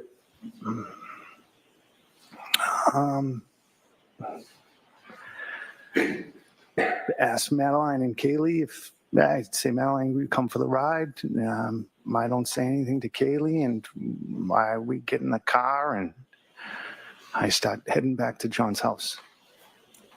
And you didn't say anything to Kaylee?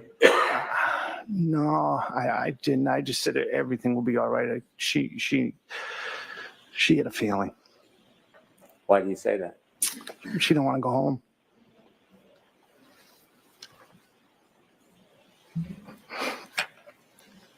So what happens next?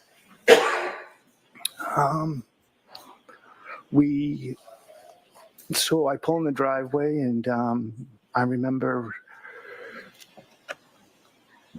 Paul and Papa standing. I think they were standing at the side door, and we just embraced. Did you stay? No, not long. No. Did you go back? I was to the house. I went back to my house. Did you go back to John's house? I did the next day. Yes, I was there. When you went back, were there people there? Yes. Many? There was people coming and going. Thank you. I have no further questions. Thank you.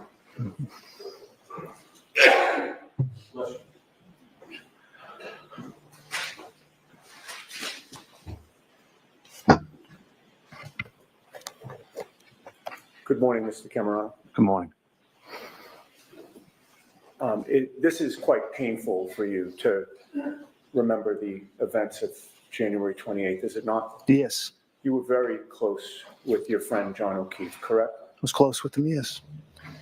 And you actually met Karen Reed through John, correct? Correct. After meeting Karen, you spent a good amount of time with both Karen and John, correct? Correct. As of January 28th of 2022, you had known Karen for maybe about a year or so? Sounds correct. And you'd see them especially on Fridays, correct?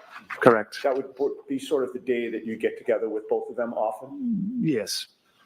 And of course, your children spent a lot of time with John and Karen, right? Correct. You entrusted both Karen and John with your kids. Yes. Sometimes your kids would even go on vacation with Karen and John, right? They did go to the Cape, yes. Sometimes you'd see Karen without John at your house or on a ball field.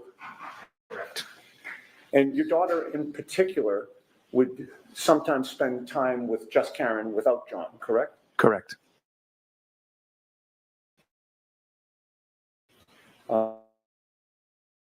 Your daughter would sometimes go over to Karen's house in Mansfield, correct? Correct. And obviously when you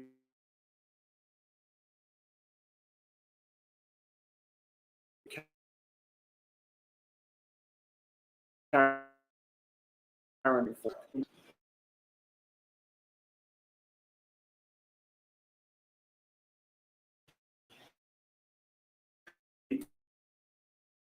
To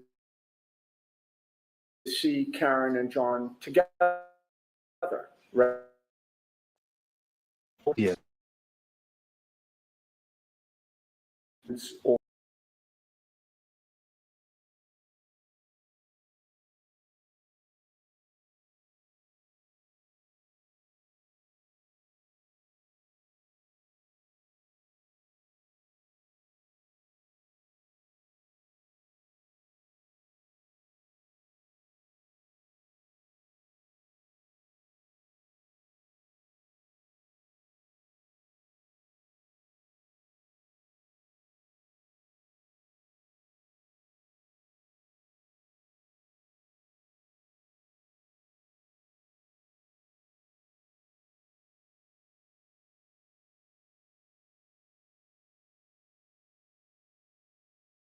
bought his niece a very expensive sweater, right?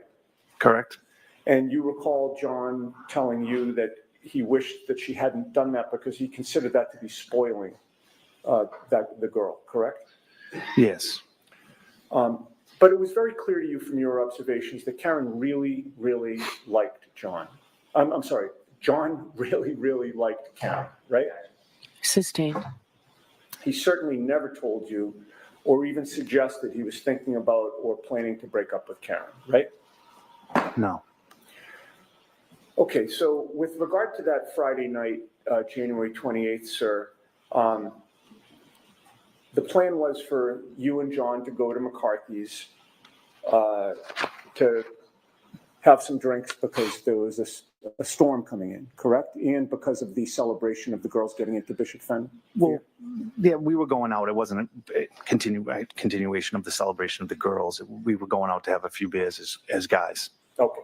And when you were leaving the house, John asked you to move your car, right? Correct. Where was your car when John asked you to move it that night? I backed up my car. We were leaving the driveway, and John asked me to stop so he could move his car. I see. And he wanted you to move your car because of the storm coming in, and he wanted Karen to be able to pull her car into the garage, right? Correct. And that was really thoughtful of him, wasn't it? Yes, extremely. And it showed you that he was being chivalrous toward Karen that night, right? Yes. He didn't want Karen to be out in the heavy snow later when she returned to his house during the expected blizzard, right? Sustained. You took from that there was an expectation that Karen would be coming back to his house, correct? Objection. Sustained. You had no inkling that day that anything was wrong between Karen and John, correct? No. Everything seemed fine between the two of them, right? Yes, he did mention though that night that he didn't understand why Karen had a plumber go to the house. Because he had somebody that could have done that work instead of paying for the plumber, right? Well, yes. Okay. And but in any case, the plan was for Karen to meet up with the two of you, right? Yes. And she did show up to McCarthy's at about 8:30 p.m. or so? Yes, I guess if that's the time. And you saw an affectionate... I'm sorry, what was the answer that you said? If that was the time, I'm not sure about the timeline. Okay. It was sometime after you'd gotten there. Right. Correct.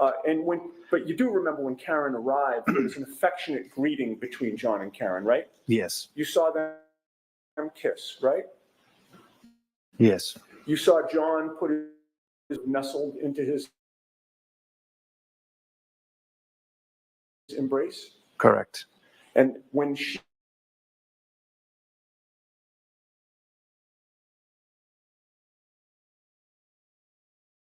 did that, that's when he kissed her, correct?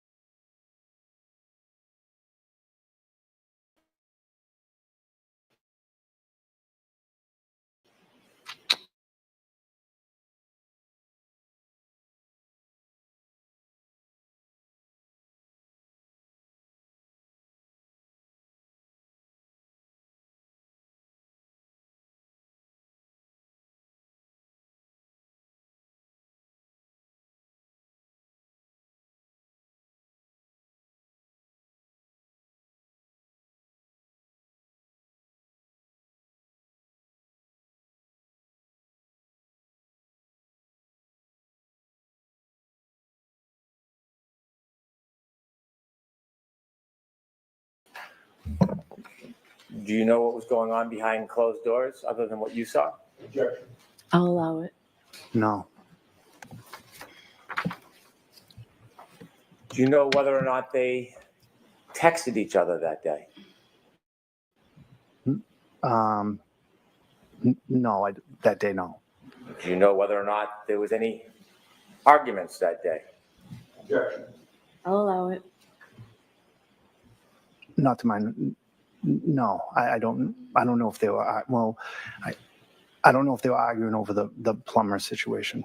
I Do you don't know know. if there's any vulgarities that day? No, Do you know if there's any vulgarities that night? no, not to my knowledge. Do you know whether or not John was trying to end the relationship with Miss Reed? Do you know that, sir? No.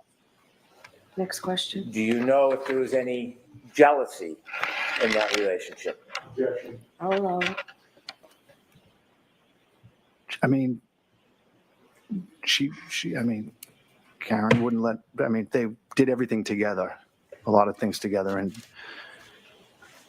I thought at times, yeah, you could see, you know, she didn't want other women around John. I don't know, not at that, but. Thank you. You follow it? Not further. All right, Mr. Cameron, you're all set, sir.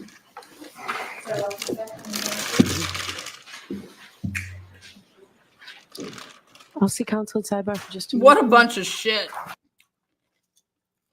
Hank Brennan, weaseling.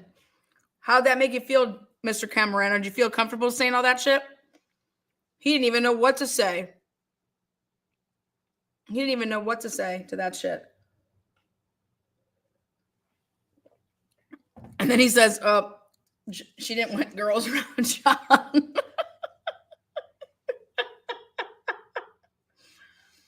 Jeez.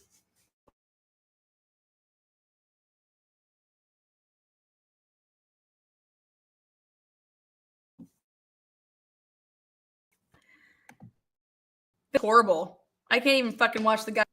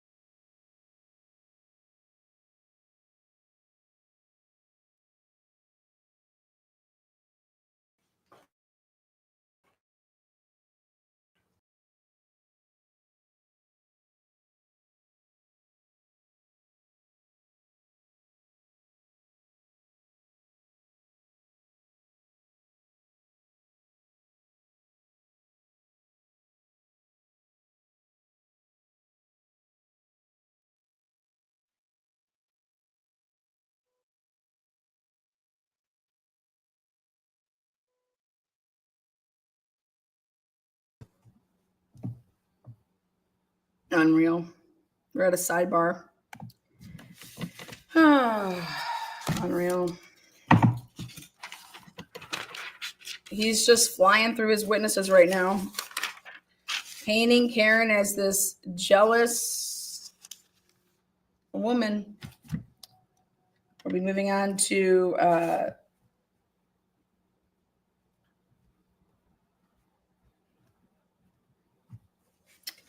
I mean, he's asking people questions that they don't know the answers to. And she's just fucking allowing speculation. Like, it's truly just unbelievable. These people don't know. Well, I watched the whole damn retry. You know what I mean? We've had 2 sidebars today, 17 total.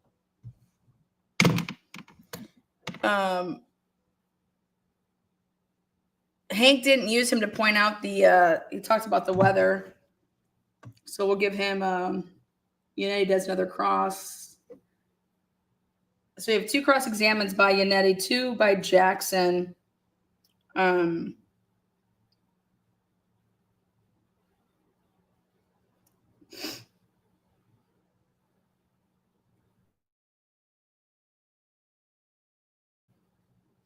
Lally hasn't direct examined anybody yet.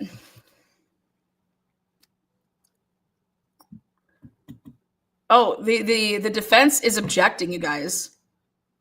The defense is objecting. So don't get that twisted.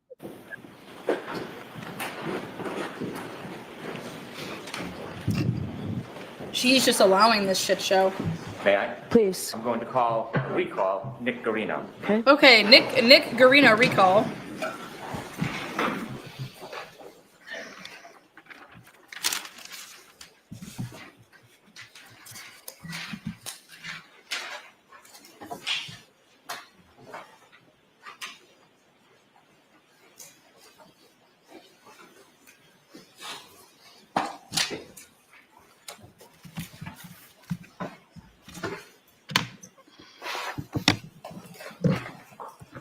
Nikki G, baby, little puss splatter coming for your ass. Nikki G.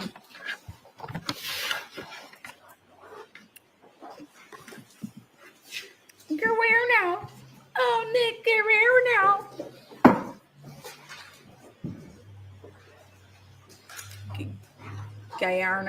Guerrero. Okay. It says, witness number 9. Parliament, please. Aleshi. Sure, you can have a seat. I'll remind you you're still in your.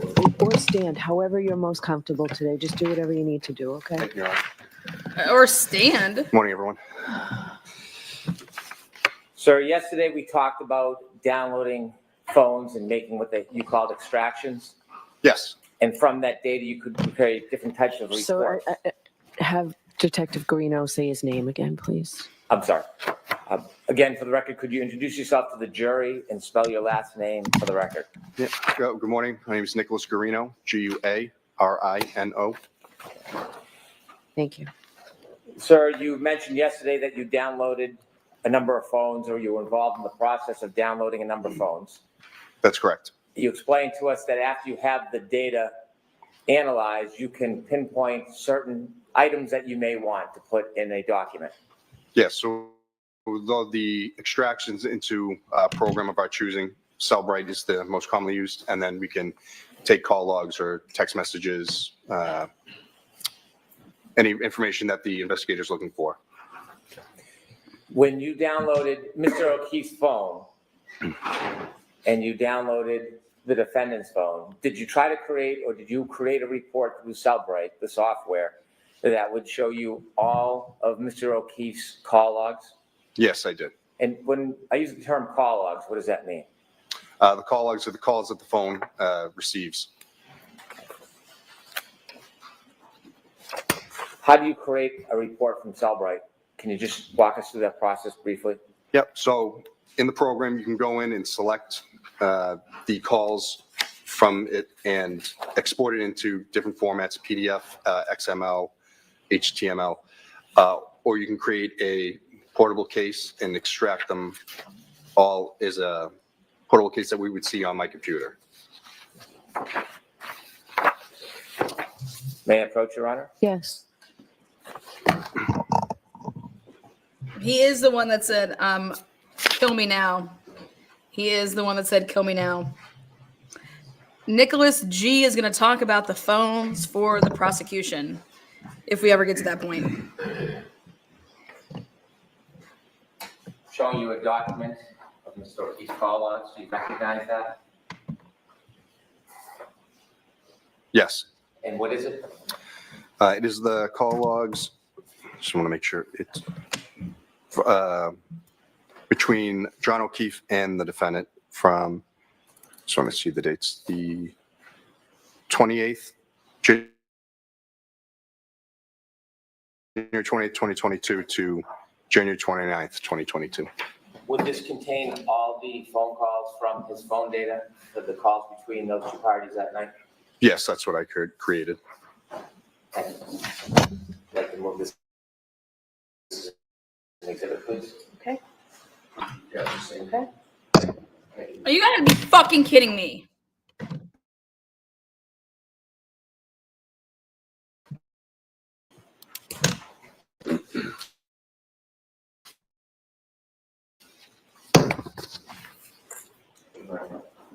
Contempt. Thank you, Your Honor.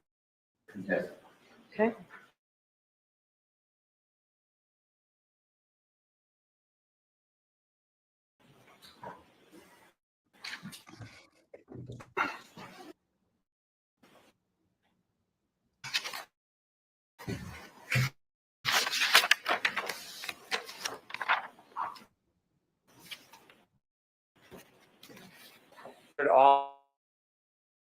All of the phone calls between two parties on that last document. Can you also do that with chats?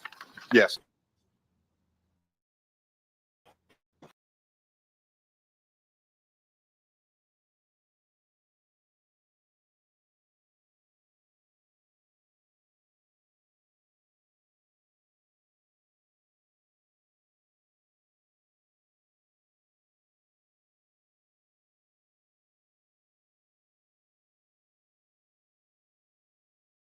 January 29th, 2002. Yes, I did. May I approach? Yes.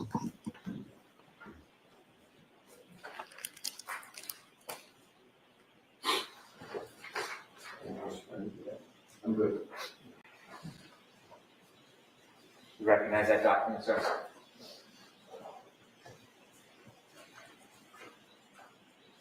Yes, I do. And can you tell us what that is? These are the texts from the defendant to John O'Keefe. Yes. For January 29th, 2022? Yes, that's correct. So I'm sorry. I move this as an exhibit, Your Honor. Okay. No objection, Your Honor. Thank you. Exhibit 24.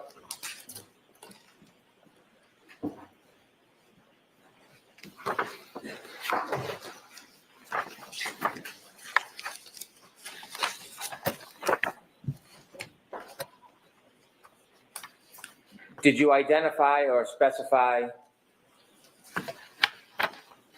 chat messages between John O'Keefe and a person named Jen McCabe? Yes, I did. Did you create a Cellbrite report? Yes, I did. May I approach? Yes.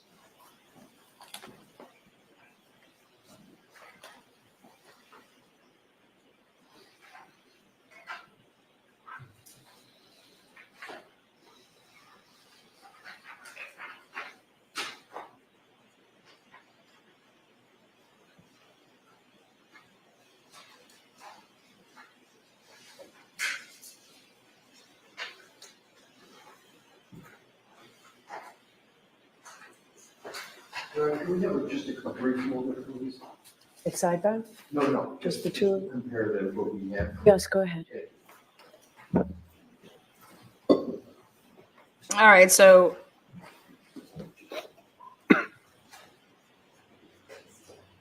I'll be doing my streams from a different city if this is how it's going to be. I just got off the phone with these pricks.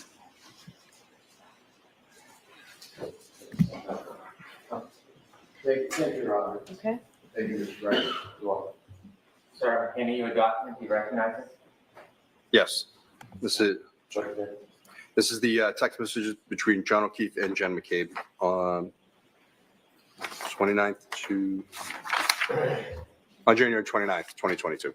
And this is through a search of Cellbrite. You match their data, pull up all of their conversations. Yes, that's correct. Yes. Okay. I move to introduce this, please, Your Honor. No objection, Your Honor. 25.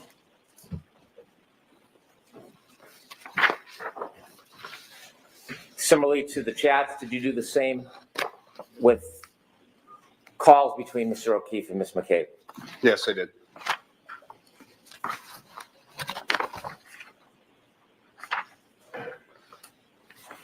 May I approach, Your Honor? Yes. We got a bingo yet? Come on, let's give away some money. All they're doing right now, guys, is just fluffing it up, getting the exhibits in, all the boring stuff. Showing you a document, sir. Do you recognize that document? Yes, this is the call log between John O'Keefe and Jen McCabe for Make sure I have all the dates correct. Just for January 29th, 2022. Good evidence, Your Honor. Okay. No objection, Your Honor. Exhibit 26. I'm excited to see Aleshi here on the cross, his first cross.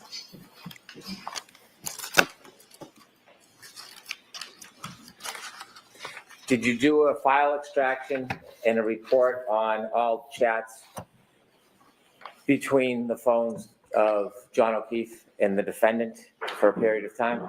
Yes, I did. May I approach, Your Honor? Yes. I'm giving you a document. Do you recognize that document? Giving you a document. Yes, this is the text messages between. Yes, this is the text messages between John O'Keefe and the defendant from January 28th to January 29th, 2022. Thank you. Your Honor, move this into evidence. Okay. Mr. Alessi? No objection, Your All Honor. right. Thank you. Exhibit 27.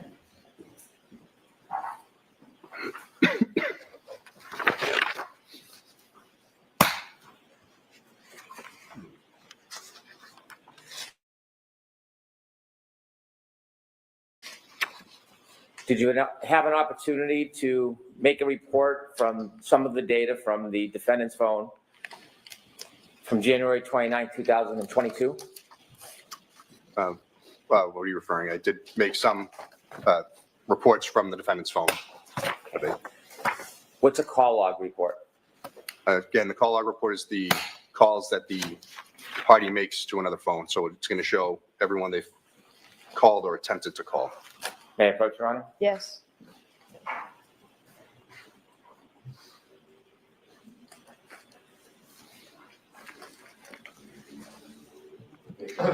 All right, so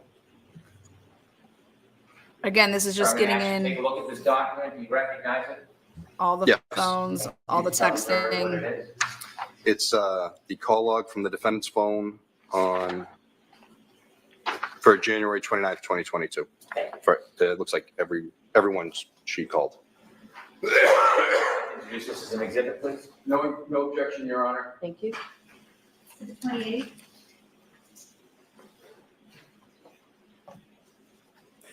What we just introduced into evidence is the entire call log of calls to anybody and everybody to and from for that period of time. Yes. That's fair to say? Yes, that's correct.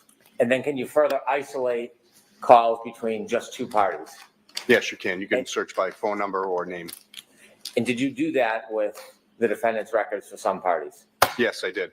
Did you isolate phone calls between the defendant and Ms. McCabe for the evening of January 29, 2022? Yes, I did. May I approach? Yes.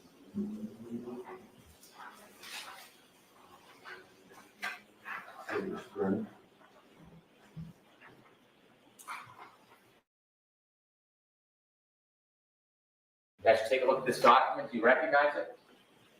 Yes, I do. What is it? It's the phone calls from the defendant and Jennifer McCabe, January 29th, 2022. Thank you. Your Honor, I'd like to move this into evidence, please. No objection, Your Honor.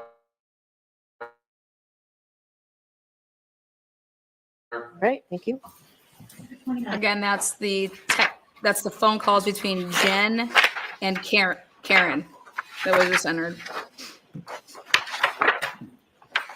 Did you isolate calls between the defendant and Ms. Roberts for the night of January 29, 22? Yes, I did. Can I see the last exhibit, please? Thank you, sir.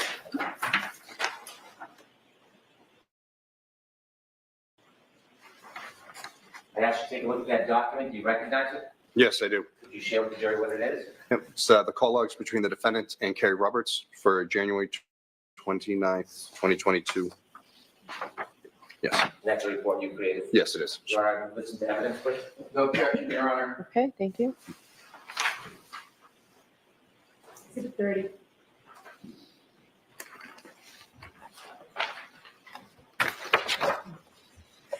Did you have an opportunity to isolate and produce a report for all chats between the defendant and Ms. Roberts for the night of January 29, 2022?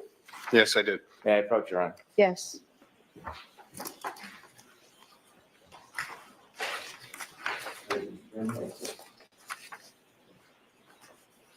So I'm handing you a document. You recognize that? Yes. And could you share with the jury what that is? This is text messages between the defendant and Kerry Roberts on January 29th, 2022. So we'll move this to evidence, please. No objection, Your Honor. Okay. Jurors, this is the way we have to put evidence in cases in Massachusetts, okay? Exhibit 31.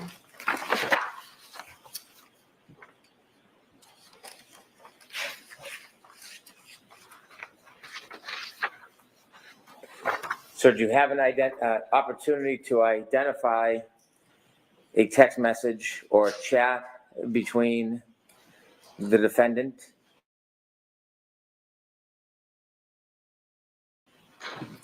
and a person by the name of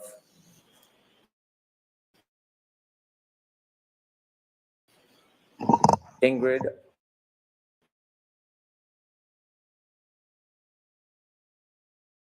Did. May I approach?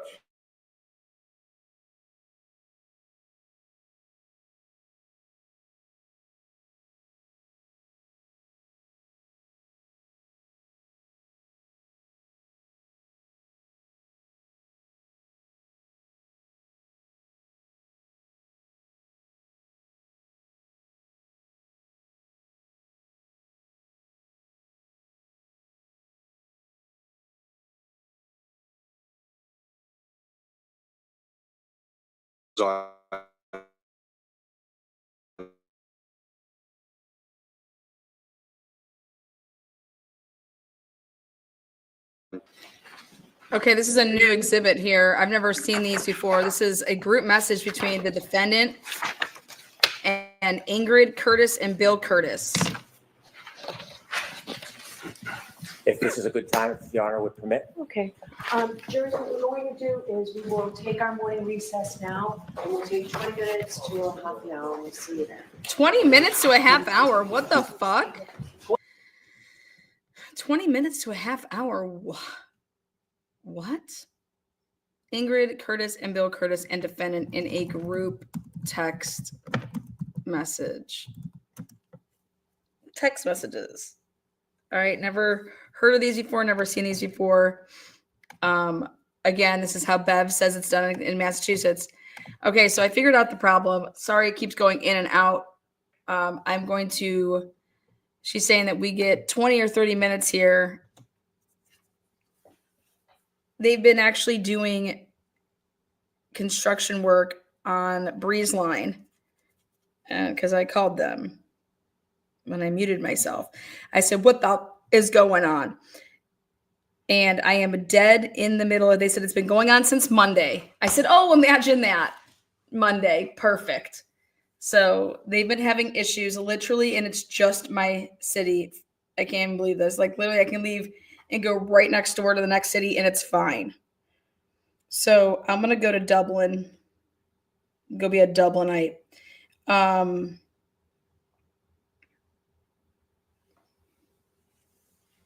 How I'm going to do this though, so that the stream stays the way that it is I'm able to switch this over to my phone while this is on. I'll have my phone running it. And then when I get to where I'm going, otherwise we're going to be in and out, and I don't want that. I don't want to be in and out. I'm not doing this again. So they're on a break for 20 to 30 minutes. I can get to where I need to go. Let me see. It has nothing to do. It's my provider. They're having a service maintenance in our area, and it's been going on since Monday. So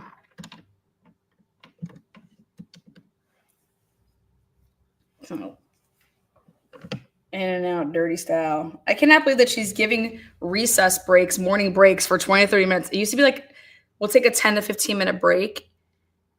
Like, this is just crazy. I mean, who needs a 30-minute morning break? Bev must have done it for me, you know. So let's see.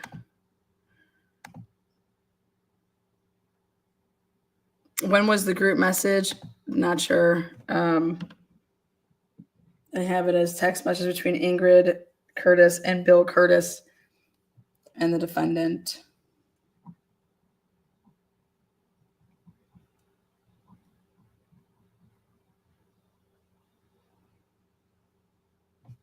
So, all right. Let's see. She's calling her bookie Celtics in 6. Can you imagine that? When was this in the grand jury or last trial? No, this is new to me. All this time we thought it was StreamYard lovely, right? Because it kept on saying StreamYard is having an issue. It kept on giving me a report. StreamYard, the page is not responding. StreamYard. So I'm over here yelling at StreamYard. When I realized that it wasn't StreamYard is when but my phone was having 0 issues. So it's really bizarre. All bizarre here. Let me see. Let's see. I might need a little bit of help here to be able to transport. Where should I do this fun live stream from? I can't go to a dud place. I gotta go. I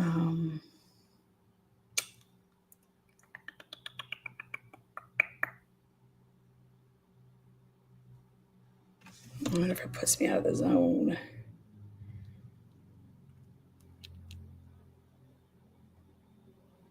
God. Or sorry for the inconvenience. Go to the toolbox. They don't open till 4. Oh God. I just don't want to lose the stream either, so I'm trying to be smart about how to keep the stream. Okay. I'm gonna add my phone to it now. The bar with the cool bartenders. Oh shit.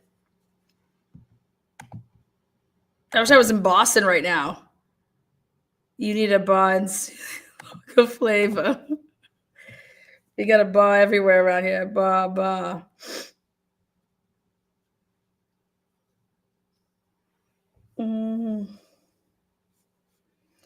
I want somewhere where they're not going to think I'm crazy, like I'm talking to myself, but I am, you know? And I don't want to be bothered.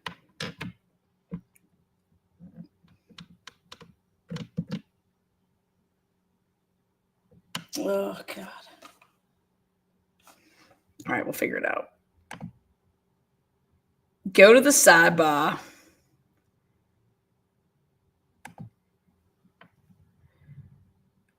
All right, stay with us. Court is on a small break here. I have to bring the cowbell.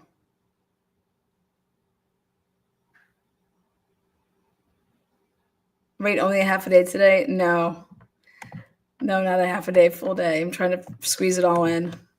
Thank you so much. The best commentary in chat. Too much, Mom. Love it. Karen, shake it. Can you imagine if I just roll up in a bar and start shaking a cowbell and talking to a screen? They're going to be like, what the fuck are you doing? I'm like, what? I'm talking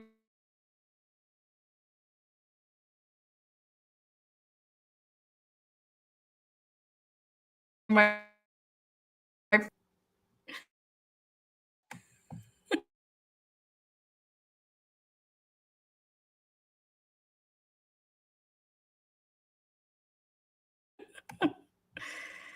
yeah, I just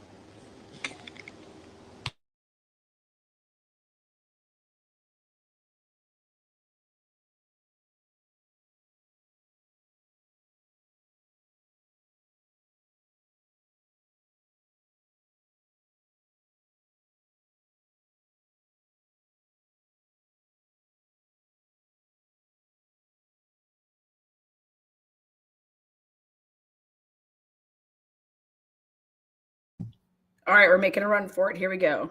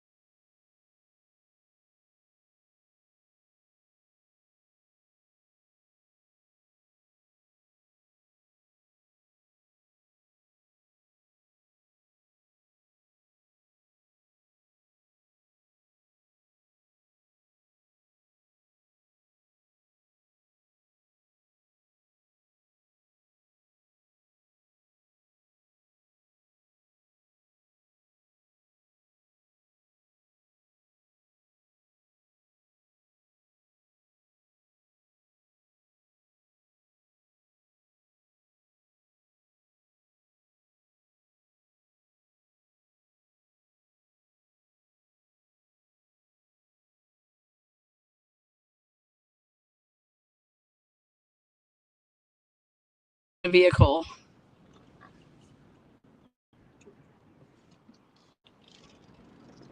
It might just be on a 5 or 10 minute delay by the time I set up.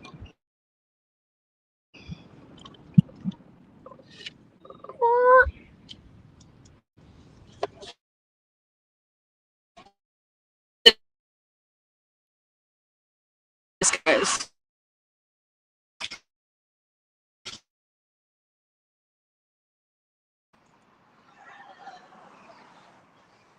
microphone check.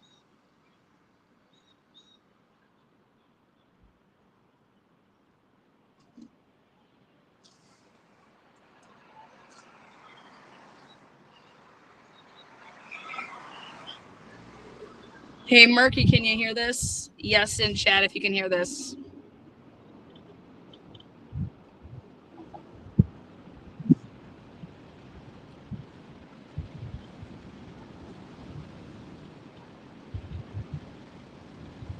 Thank you.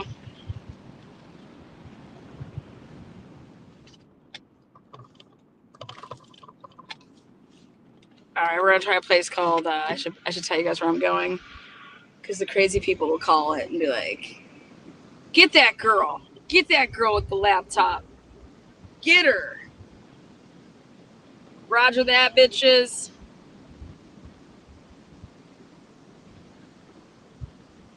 Oh God, thank the Lord.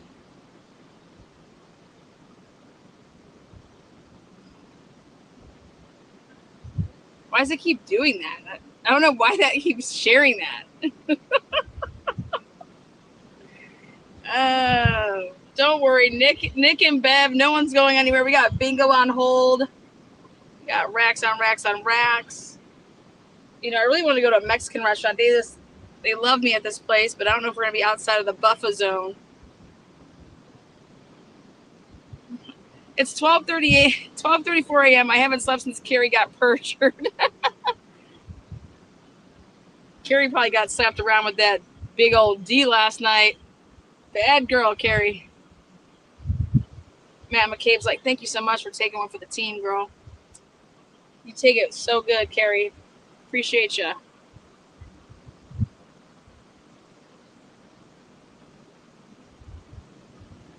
Jen is over there calling Carrie, congratulating her, and then calling Carrie and asking how it went. I can't wait till Alan Jackson asks Jen how many times she's called Carrie since she's testified. We're almost there, guys. Don't worry. Testimony's not going anywhere. Besides, we gotta give away some bingo winners. This is really just unfucking believable. Of all the days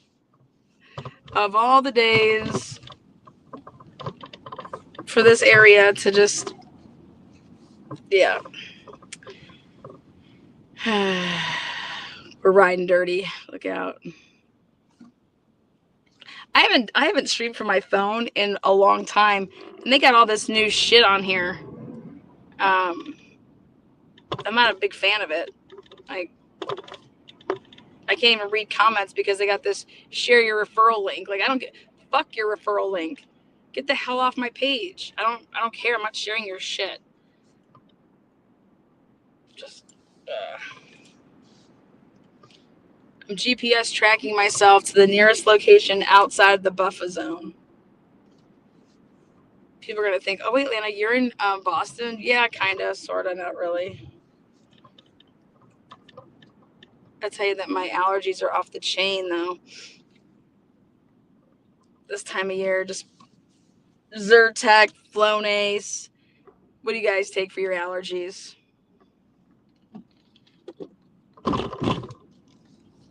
It's 10:38. Like bars are open this early. Well, there are a few. Maybe go to the casino bar that's open 24/7. Buffer zone. Benadryl. How do you guys take Benadryl and not pass out? Oh my god, itching. I'm trying to think of what Mexican restaurants over. Mexican restaurants have the best Wi-Fi. I don't know why.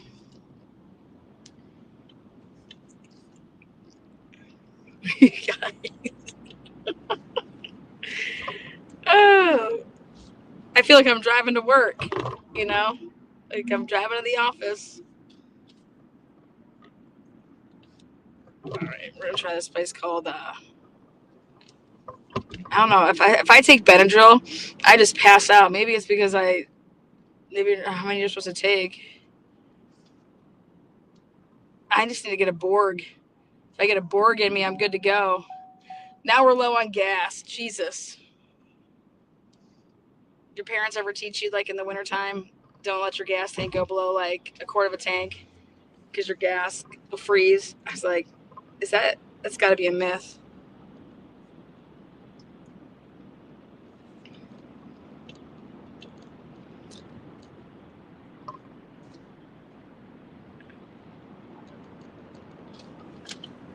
Again, I'm moving out to a different city here. we're having maintenance done with I guess it started on Monday. So I'm going to a different city because I looked at the outage map and I have to get to a certain area. Therefore, I will not be interrupted because I refuse to watch this shit interrupted. So, I'm gonna make the cable company give me head. How about that? Spit your drink out for that one. This is absolutely ridiculous. And they said the outage would continue until 1. And I was like, yeah, we're not doing this. So bear with me here.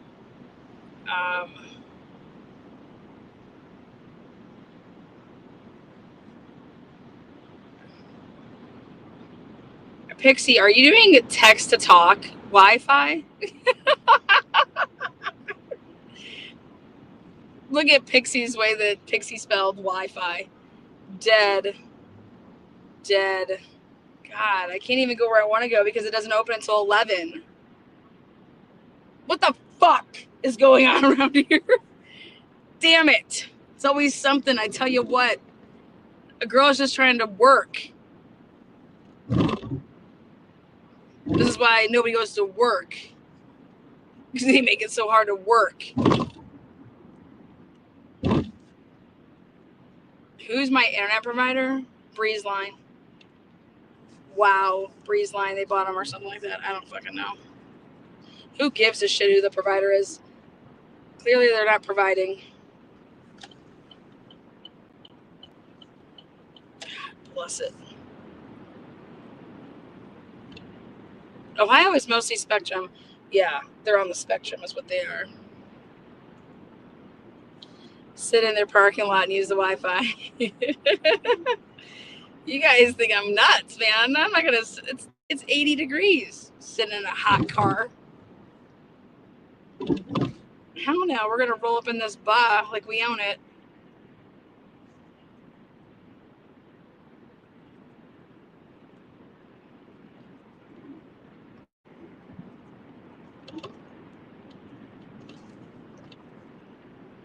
Gotta get that gas. Got people beeping at me. I got my free Karen Reed card wrapped. Like, who's Karen Reed? I'm just kidding. Can you imagine if I wrapped my SUV? Free Karen Reed. Yeah.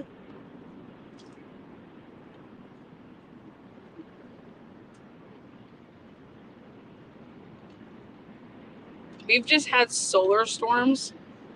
Well, I don't know what we've had, but I don't give a shit. They need to get their shit together. We're trying to work.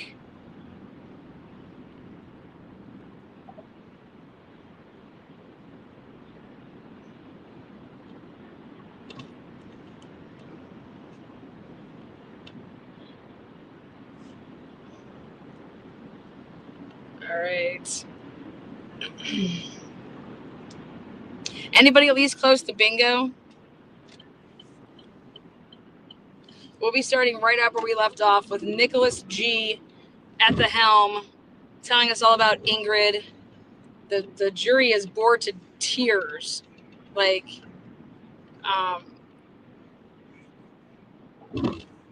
entering in this evidence. All right, I think I'm outside the buffer zone.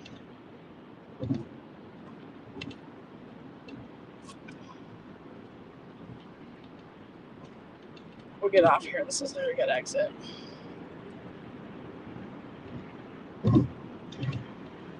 Watch the place I pick. Doesn't have Wi-Fi. Wouldn't you just laugh at that?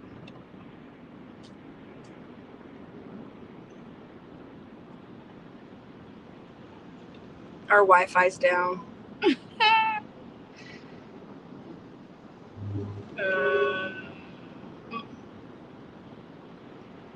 Oh yeah, I'll try that.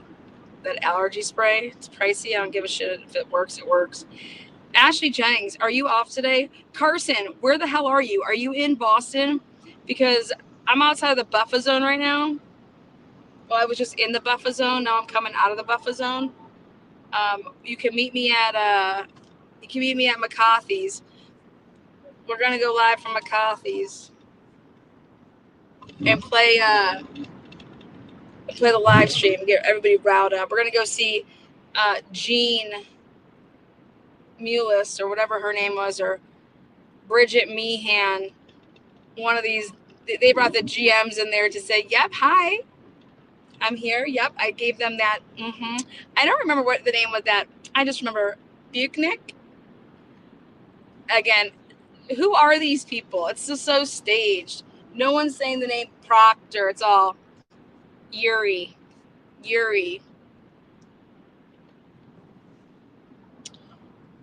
Oh, the words to the bingo are pinned. They're not. Well, it's on the community page.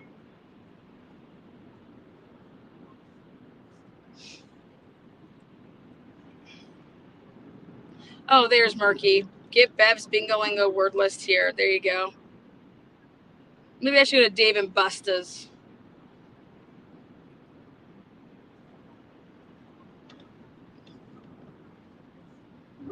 All right. I think this is where I'm going to go. I think we're outside of the buffer zone. Oh, I didn't mean to do that. We'll just go to Benihana's. We'll go to Krusty Krab. Are these even places? You guys need to feel super privileged for this. Because I'm going to get all the way out here. It's going to be lunchtime. You know?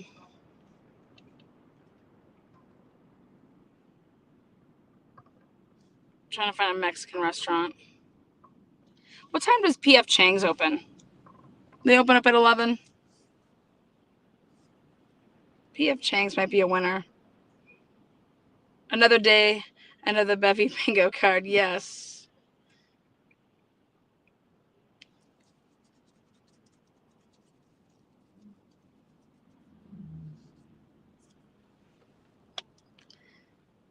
Did you say Mexican? I love Mexican. Who loves Mexican? Yeah, Mexican restaurants have high-backed booths. Fuck that. I'm sitting right at the bar, gonna ring my motherfucking bell. We're gonna speak some Espanol. I'm gonna say no hablo, baby, no. Give me one of them Corona Ritas. You know what a Corona Rita is, guys, right? You get that margarita, and then they dump that Corona on top of it and dump it upside down. And then as you suck down your margarita, slowly the Corona seeps into your margarita, and you are just getting hit at both ends of the stick. If you've never tried it, make sure you try one. Corona Ritas.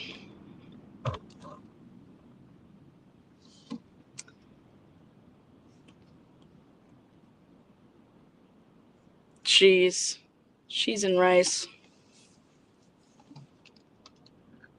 Literally almost there, guys. Almost there. I should have went the other way. I'm behind the slowest fucking drivers. Watch this. Honk, honk. I like a good margarita, but that sounds freaking horrible. And oh my god, no, it's the best thing ever, I promise. What's the obsession? I would never steer you wrong with a good bev. It's so good. You got to get it frozen. Get a frozen regular margarita. And I mean, you can even do it with strawberry, but I always feel like when you get regular margaritas and not flavored margaritas, that you always get more bang for your buck. I mean, it depends on what you're trying to do. If you're trying to hang out and function, maybe you should get the colorful ones. If you're trying to watch this trial and really get into the mindset of the main players, then you definitely want to get a frozen margarita and make it a Corona Rita. 2 of those, you'll be set. You'll be fitting right in a can. P.F. Chang's is always a winner. They have the best lettuce wraps, hands down. What do you guys think about lettuce wraps from P.F. Chang's? Like, just chef's kiss over there, right? It's a day drinking trial. I know. I got my mods texting me saying I'm gonna gain like 20 pounds watching this trial, and I'm like, yeah, you're probably gonna gain 40 watching the Kohlberger one, because it's a West Coast trial, so the happy hour is gonna be lit.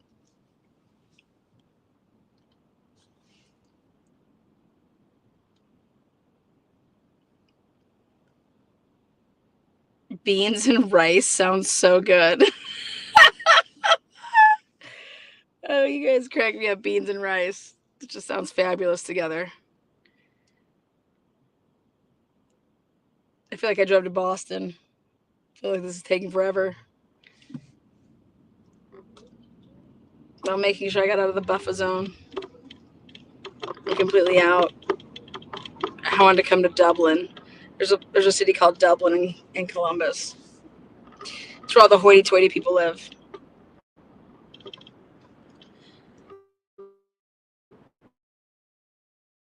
Dublinites. If you ever get in a fight out in Dublin, just realize that you're getting into a fight with a bunch of pompous pricks. So it's like Canton, I'm sure. Except Dublin has a way better fire and police squad. They definitely have body cams. And they would have searched your house if there's a dead man on the lawn.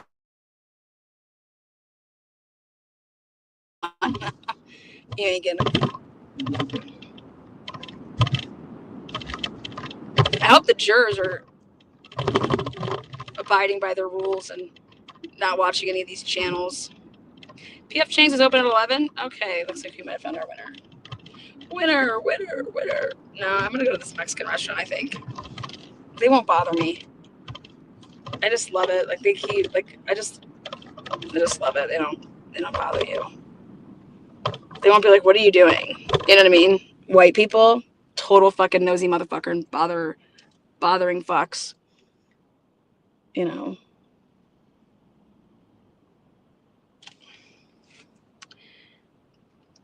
I have a feeling a lot of jurors don't follow the rules as official.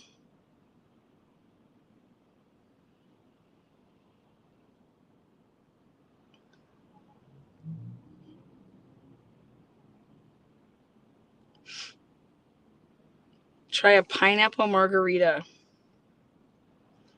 think I'll stick with the water for right now.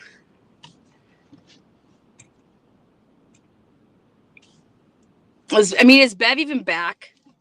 I feel like Bev's like, yeah, take 20, take 30. It's literally a morning break, and she's tossing out 30. It's because she's like, I started way before I wanted to. I got out there at 9:06 today, and that's just unacceptable. She just got back. Good. Figure. She gave him like 40. I just feel like I'm driving forever, so. But I'm here. I'm pulling out of the parking lot. Fucking A.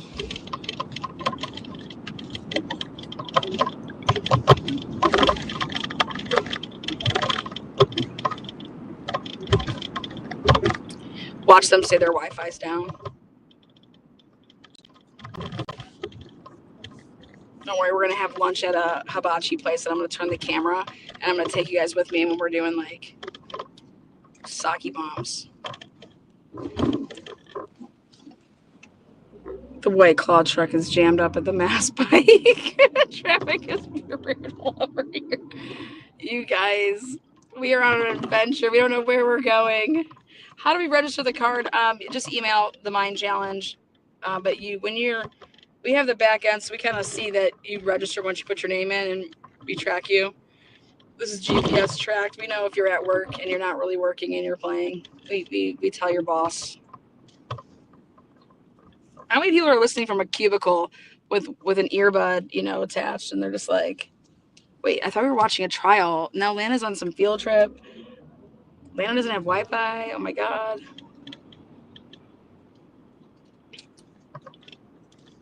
Okay. I should have never went this back road. Total wrong way. Thought it'd be faster. an extra 6 minutes, I feel like, added onto my time. I would have been there for Bev's blowout.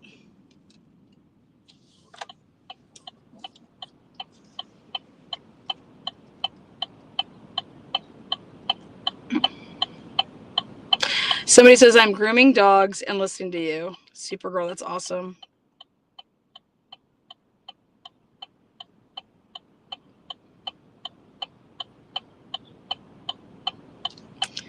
I would have learned more in school if they made everything into bingo, right?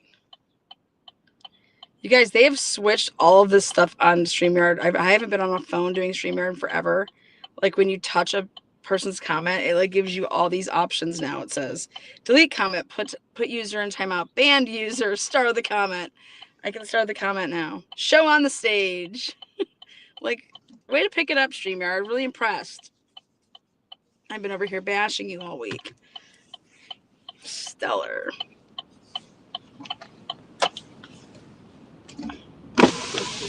Hey, is you guys' Wi-Fi working? I'm trying to stream the Karen Reed trial. I'm going to bring 400 people into your bar. Is that okay? You guys have enough capacity? Huh? 400 people? Oh, I mean, they're just going to be watching on my channel. They're not physically coming in here. They're not physically buying anything. Is that cool with you? Sounds great. Oh, PF Chang's may win here. Unless Ronan's open.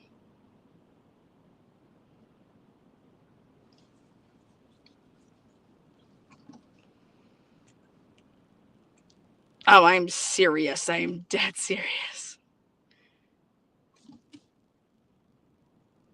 I am dead serious. Yay! Made it.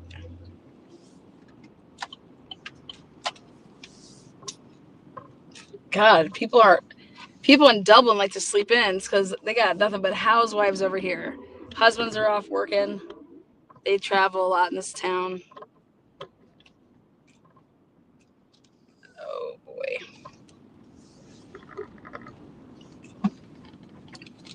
There's a place called House of Japan.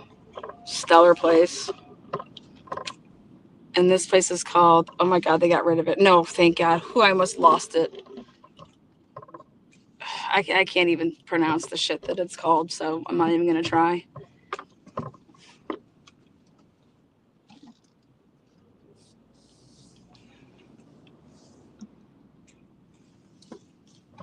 All right. So Bev's just beginning. And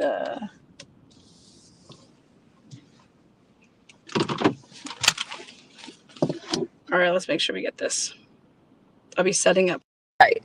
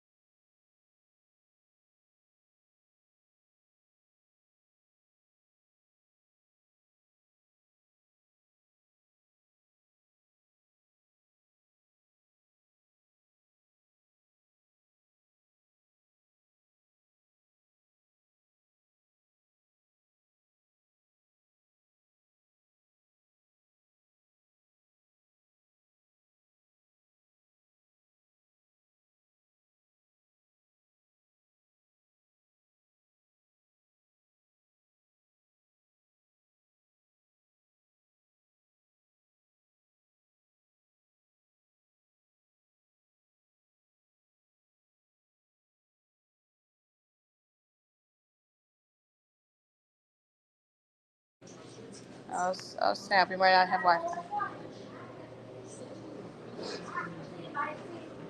Hi. Do you guys have Wi-Fi? Huh? Do you guys have Wi-Fi here? Wi-Fi, yeah. Yeah, you have it? Okay, cool. Okay. Yeah, how are you? You come. Yeah. You said before moving like a. Yeah, Okay. it's been a minute. Oh, okay. Yeah, So can you I wanna- just have a spot in the corner or something? So up there? On the corner one? Yeah, that's fine. You got a whole. Oh, yeah, I got lots of homework. So, yeah, can I just go up there? Yeah, you can see that on the corner. Yeah. Good to see you again. God, I just leave a. Okay. Whew.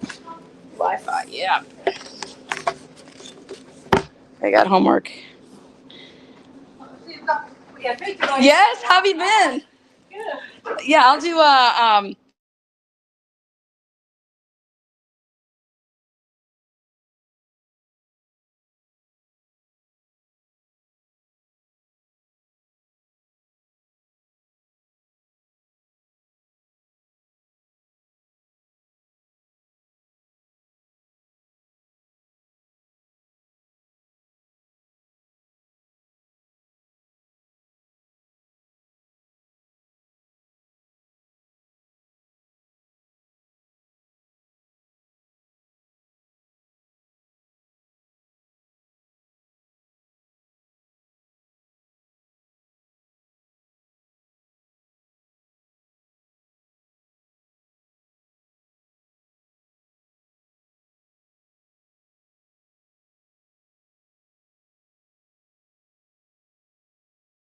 right, getting set up.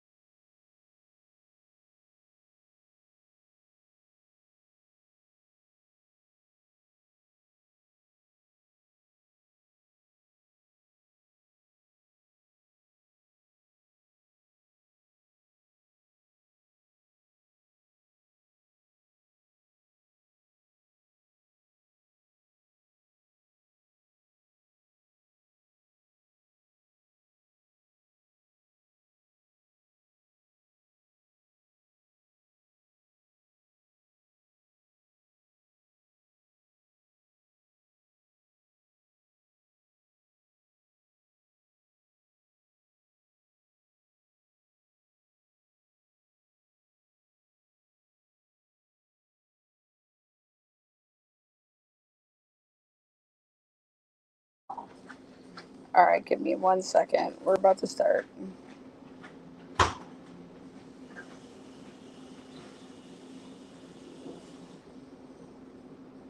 Hmm.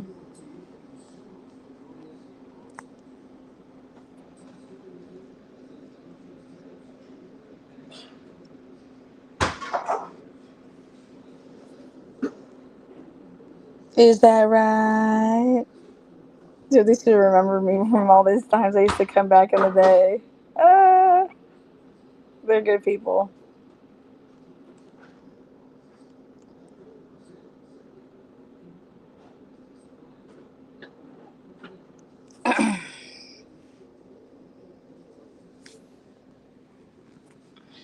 I said this place has the best, like the best hands down, um, wonton soup. Did Wendy Murphy call Anna back? Hell no. Is that right? Is that right? I cannot wait for that trial when she says, "Is that right? Is that right?" Officer Payne.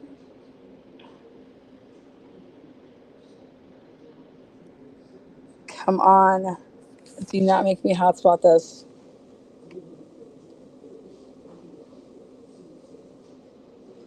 I told them I can't stay unless they can get this Wi-Fi pumping. They got full bars too. She's like, "Oh my god, I don't know our password." I'm like, "You better go get it, girl." That's why I was muting. I didn't want the password out there.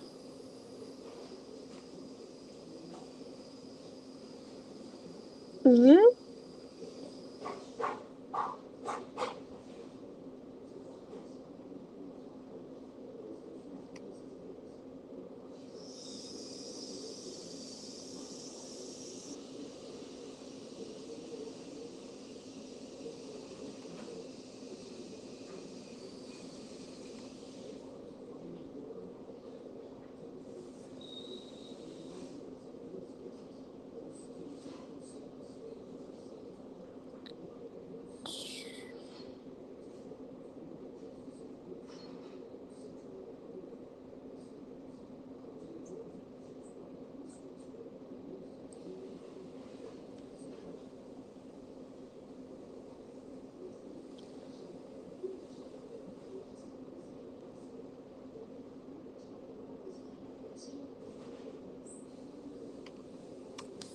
not Leslie. We might be going next door. This place is right next to the Mexican restaurant. Look at, I'm losing all my viewership.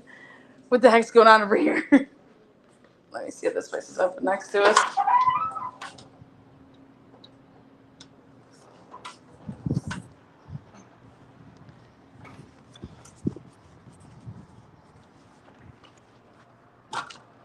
Oh, they're open. Hi, are you guys open? Do you guys have Wi-Fi? Okay, cool. So I can get a high table. Okay, I'll be right over. Thank you. All right, we're making a move. Sorry. I tried to give it to my old school place here, but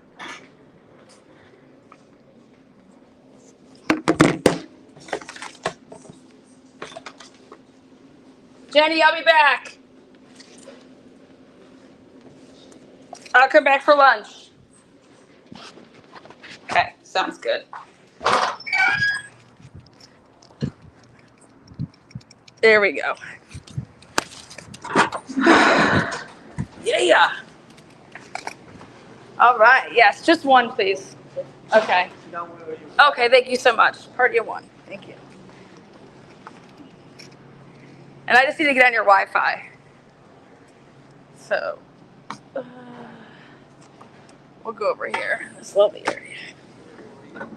Yeah, I'm gonna eat too. That's fine. You throw me in a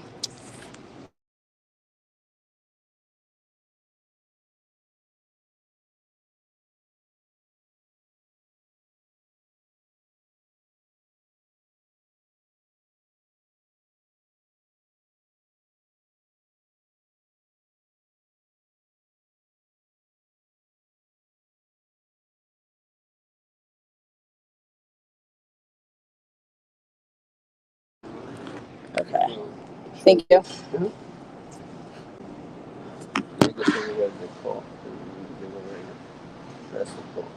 Okay, so it's that one, right? Okay, right there.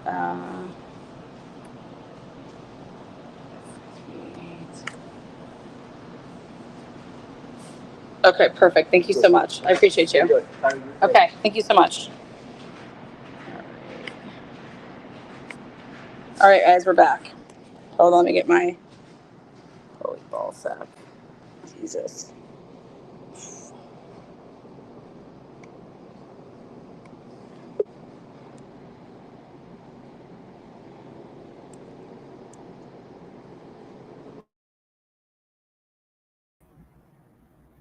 Two heads better than one. Share screen. Come on, Karen Reed, Child Watchers.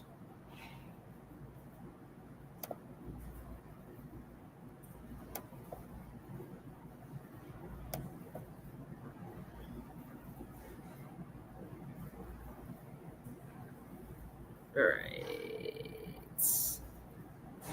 Oh God, we're hurley behind.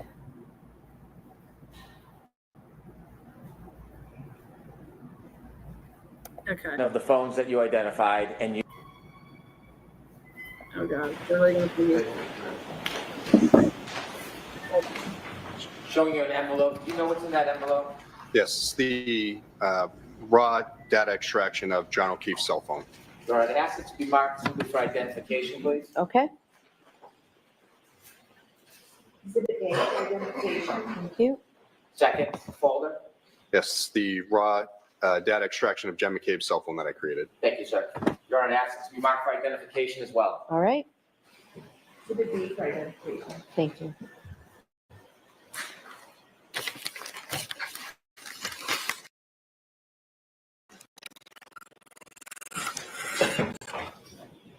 Trooper, you shared with us that you downloaded the extraction of the phones that you identified and you made reports based on specific identified features. For example, a conversation between two people. Yeah, so I didn't do the extraction of Jen's phone, but I made those reports with the PDFs from the data extraction. Relative to Mr. O'Keefe and the defendant's phones, you created a document that provided us the phone calls between them on January 29th?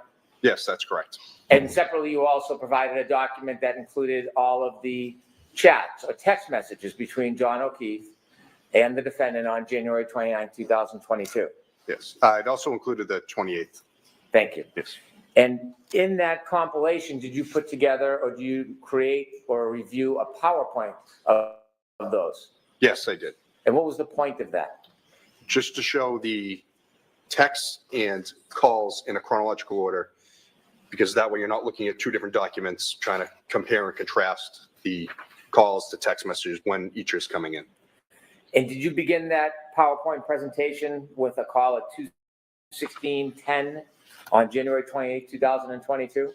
Yes, that's correct. And are there additional chats or text messages earlier that morning? Yes, there's a handful starting around 9:45 a.m.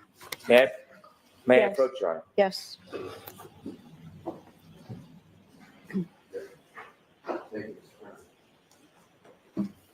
Handing you a folder, sir. Could you take a look at it? Let us know if you recognize what's in it. Yes. So this is the bulk of this is the PowerPoint calls and text messages, and then at the beginning, there's the messages from before 2:16 in the morning. I'd like to introduce this as an exhibit, Your Honor. Okay. No objection, Your Honor. All right, thank you. Exhibit 33. For permission, I'd ask the witness to read the text messages from the morning hours, and then we begin the PowerPoint presentation. Okay. Thank you, Your Honor. Do you have a hard copy of those for me? It was provided. I'll see if we have another copy if you don't have it. All right, I have, it's in here, the pre-morning hours. The ones that we discussed at sidebar. If you don't have them, The defense has a copy for you, Your Honor. thank you. Madam? Sorry. Thank you, Ms. Little.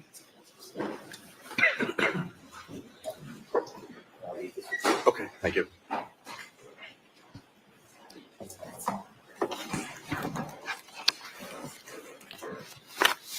May we begin, Your Honor? Please. Could you first read the text messages from that morning to the jury? Yes. Apologize if I misspelled things or state things. Start time. All right. It's a little different than the format I had before. All right. This is from Karen Reed to John O'Keefe. You have really hurt me this time. This was sent at 9:49:20 a.m. on the 28th. From John O'Keefe to the defendant. I'm sorry, this has been an issue with me for 8 years. It physically hurts me to see everyone else in their life do things for them, and I'm forced to always be the bad guy. This was sent at 10:02:56 a.m. on the 28th. From the defendant to John O'Keefe, I'm not the same as everyone else. Most of the time I try to do what is healthy/smart for them. More importantly, I try to support you in what you need. You just lashed out at me and said terrible things. I don't know how you've gotten to this point with me when I'm just trying my hardest. You made your point and continue to beat me down. I have a lot going on too. Physically, I'm falling apart and trying to get answers and help. 10:09:49 a.m. on the 28th. From the defendant to John O'Keefe. I am just your girlfriend. I am not a perfect parent. I'm trying very hard and sometimes treat them nothing like I used to. 10:46 a.m. on the 28th. From John O'Keefe to the defendant, I know, I'm sorry for lashing out. I'm just hurting and struggle daily with them. Always feel like I'm failing at this parenting thing. I wasn't built for this. 10:12 a.m. on the 28th. The defendant to John O'Keefe, Kaylee isn't perfect, but everything wonderful about her is because of you. 12:21:36 p.m. on the 28th.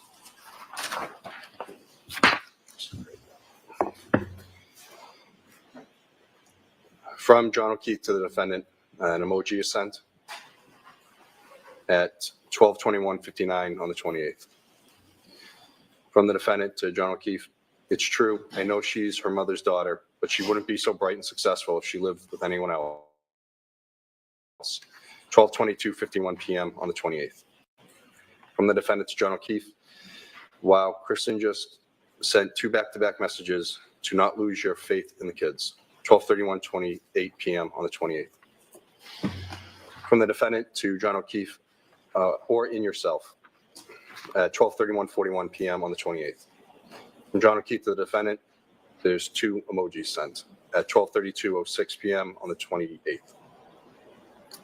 From the defendant to John O'Keefe, no, and there's 2 emojis.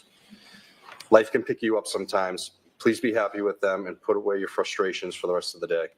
And be so proud of yourself, JJ. That's 12:35 p.m. on the 28th.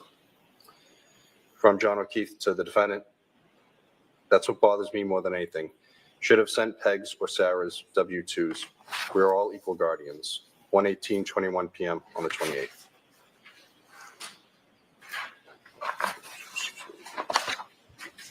From the defendant to John O'Keefe, maybe you can call someone. 1:21:55 p.m. on the 28th. From John O'Keefe to the defendant, like who? 1:46:42 p.m. on the 28th. From John O'Keefe to the defendant, what time are you coming here? 1:47:38 p.m. on the 28th. From John O'Keefe to the defendant, it's another emoji sent, 2:05:30 p.m. on the 28th. From the defendant to John O'Keefe, I don't know what time, feel kind of out of it, just trying to clear my head, 2:06:07 p.m. on the 28th. From John O'Keefe to the defendant, he writes, okay, 2:06:25 p.m. on the 28th. From the defendant to John O'Keefe, text me when you guys settle in later, 2:06:44 p.m. on the 28th. From John O'Keefe to the defendant, sure, 2:06:58 p.m. on the 28th.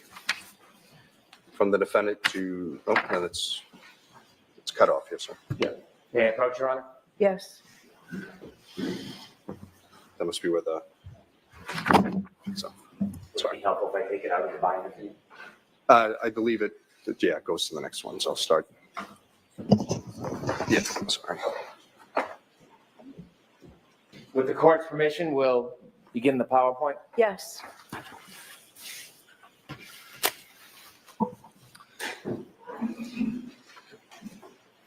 At your leisure. Okay. The phone calls, text messages, and then we'll start with the first slide. So it's from the defendant to John O'Keefe. I feel pretty shitty about how this morning went down. I know you said sorry, but it really stung, especially when I've been trying pretty hard lately. I feel like a loser turning around, just coming back over after everything you said. 2:16:10 p.m. on the 28th. From John O'Keefe to the defendant, not sure what you want me to do. I said I'm sorry and I was out of line. If you prefer to stay home, I totally get it. 2:17:16 p.m. on the 28th. From the defendant to John O'Keefe, things in my own life have been difficult too, you know. 2:17:33 p.m. on the 28th. From John O'Keefe to the defendant, I know. 2:17:40 p.m. on the 28th. At 2:17:45 p.m., the defendant calls John. The phone call is answered and they speak for 2 minutes, 22 seconds. 2:23:02 p.m., the defendant calls John. That's again answered. At 1:00, and they speak for 1 minute, 2 seconds. At 2:24:17 p.m., the defendant calls John and the call is rejected. From the defendant to John O'Keefe, tell me if you're interested in someone else. Can't think of any other reason you've been like this. 2:25:18 p.m. on the 28th. From John O'Keefe to the defendant, nope. 2:25:33 p.m. on the 28th. From John O'Keefe to the defendant, things haven't been great between us for a while. Ever consider that? 2:26:03 p.m. on the 28th. At 2:28:40 p.m., the defendant calls John. That call is rejected. Mr. Greeno, can you explain to us the difference between not answered and rejected? Yes, so if the call is not answered, that means the call rang out and goes to voicemail. If the call is rejected, that is someone actively hitting the send to voicemail button to disable the call to stop it from ringing.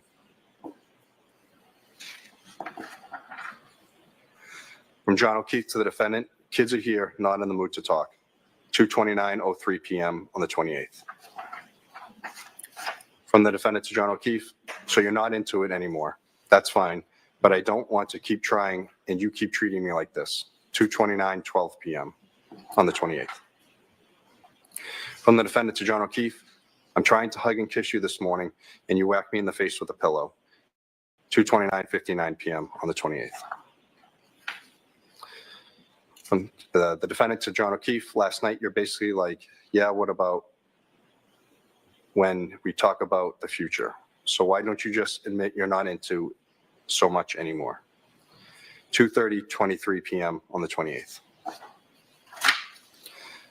From John O'Keefe to the defendant, not how it went down, but okay. 2:26 p.m. on the 28th. From the defendant to John O'Keefe, can you please admit your head is out of the game with us? 2:52 p.m. on the 28th. John O'Keefe to the defendant, sick of always arguing and fighting. It's been weekly for several months now. So yeah, I'm not quick to jump back into being lovey-dovey as you apparently. 2:28 p.m. on the 28th. At 2:47 p.m., the defendant calls John. That call is rejected. John O'Keefe to the defendant, OMG, stop calling. 2:54 p.m. on the 28th. From the defendant to John O'Keefe, then why would you start with me this morning? 2:58 p.m. on the 28th. From the defendant to John O'Keefe, you're setting me up to fail. 2:05 p.m. on the 28th. From the defendant to John O'Keefe, you started a number of fights from your end. 2:26 p.m. on the 28th.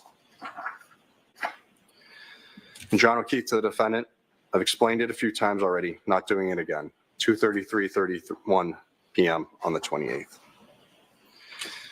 From the defendant to John O'Keefe, so you're not into this anymore. 2:41 p.m. on the 28th. From John O'Keefe to the defendant, not into fighting all the time, correct. 2:03 p.m. on the 28th. From the defendant to John O'Keefe, if you tell me you're interested in someone else, you will never hear from me again. You can have all the space in the world. 2:11 p.m. on the 28th. From John O'Keefe to the defendant, he sends an emoji. 2:19 p.m. on the 28th. From the defendant to John O'Keefe, then stop starting with me. 2:34:20 p.m. on the 28th. 2:34:29 p.m. the defendant calls John. He rejects the call. John O'Keefe to Karen, the defendant, I'm not answering. Stop calling. 2:34:42 p.m. on the 28th. From the defendant to John O'Keefe, can you please answer after how you treated me earlier? 2:34:43 p.m. on the 28th. 2:34:54 p.m. the defendant calls John. That's rejected. John O'Keefe to the defendant, Kaylee is right here. 2:35:02 p.m. on the 28th. The defendant to John O'Keefe, you start a rager with me out of nowhere and then tell me you're sick of fighting with me. 2:35:41 p.m. on the 28th. The defendant to John O'Keefe, I'm going to grab a drink in a bit. 2:38:14 p.m. on the 28th. 2:38:42 p.m. the defendant calls John. That call is rejected. The defendant to John O'Keefe, can you please answer? 2:38:52 p.m. on the 28th. From John O'Keefe to the defendant, no, Karen, not sure why you need to announce that you're going, not sure why you need to announce that you're grabbing a drink, but have fun. 2:39:46 p.m. on the 28th. From the defendant to John O'Keefe, seeing if you want to meet me later. 2:40:22 p.m. on the 28th. From the defendant to John O'Keefe, can you please call me? 2:40:32 p.m. on the 28th. From John O'Keefe to the defendant, have to take them to the doctor. He has practice. 2:40:55 p.m. on the 28th. From the defendant to John O'Keefe, yeah, 5 minutes. 2:41:17 p.m. on the 28th. At 2:43:01 p.m., the defendant calls John. It's not answered. At 2:43:45 p.m., the defendant calls John. The call is rejected. John O'Keefe to the defendant, my father just walked in. 2:43:58 p.m. on the 28th. The defendant to John O'Keefe, okay, can you please call me for 2 minutes? 2:44:14 p.m. on the 28th. John O'Keefe to the defendant, not right now. 2:44:23 p.m. on the 28th. The defendant to John O'Keefe, I'm there when anyone else needs me. 2:44:26 p.m. on the 28th. At 2:45:32 p.m., the defendant calls John. The call is rejected.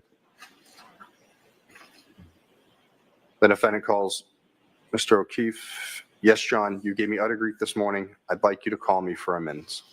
2:46:16 p.m. on the 28th. The defendant to John O'Keefe, I've been trying to get over the hump with is arguing, and now you tell me you're not into doing things, and you don't want to fight weekly, but fly off the handle at 8 a.m. with me, like you're setting me up to fail. 2:47:08 p.m. on the 28th. The defendant to John O'Keefe, I've been dealing with my own personal crisis over things I have zero control over. I'd like to lean on you too sometimes. Instead, I just hear everything I've done wrong. 2:48:34 p.m. on the 28th. At 2:56 p.m., the defendant calls John. The call is rejected. At 2:51:13 p.m., the defendant calls John. It's rejected. 2:52:37 p.m., John calls the defendant. It's not answered. At 2:53:56, the defendant calls John. Again, not answered. The defendant, John O'Keefe, you seriously cannot pick up the phone for 2 seconds. 2:54:13 p.m. 2:58:05 p.m., the defendant calls John. It's rejected. At 2:59:13, John calls the defendant. The call is answered and they speak for 4 minutes, 59 seconds.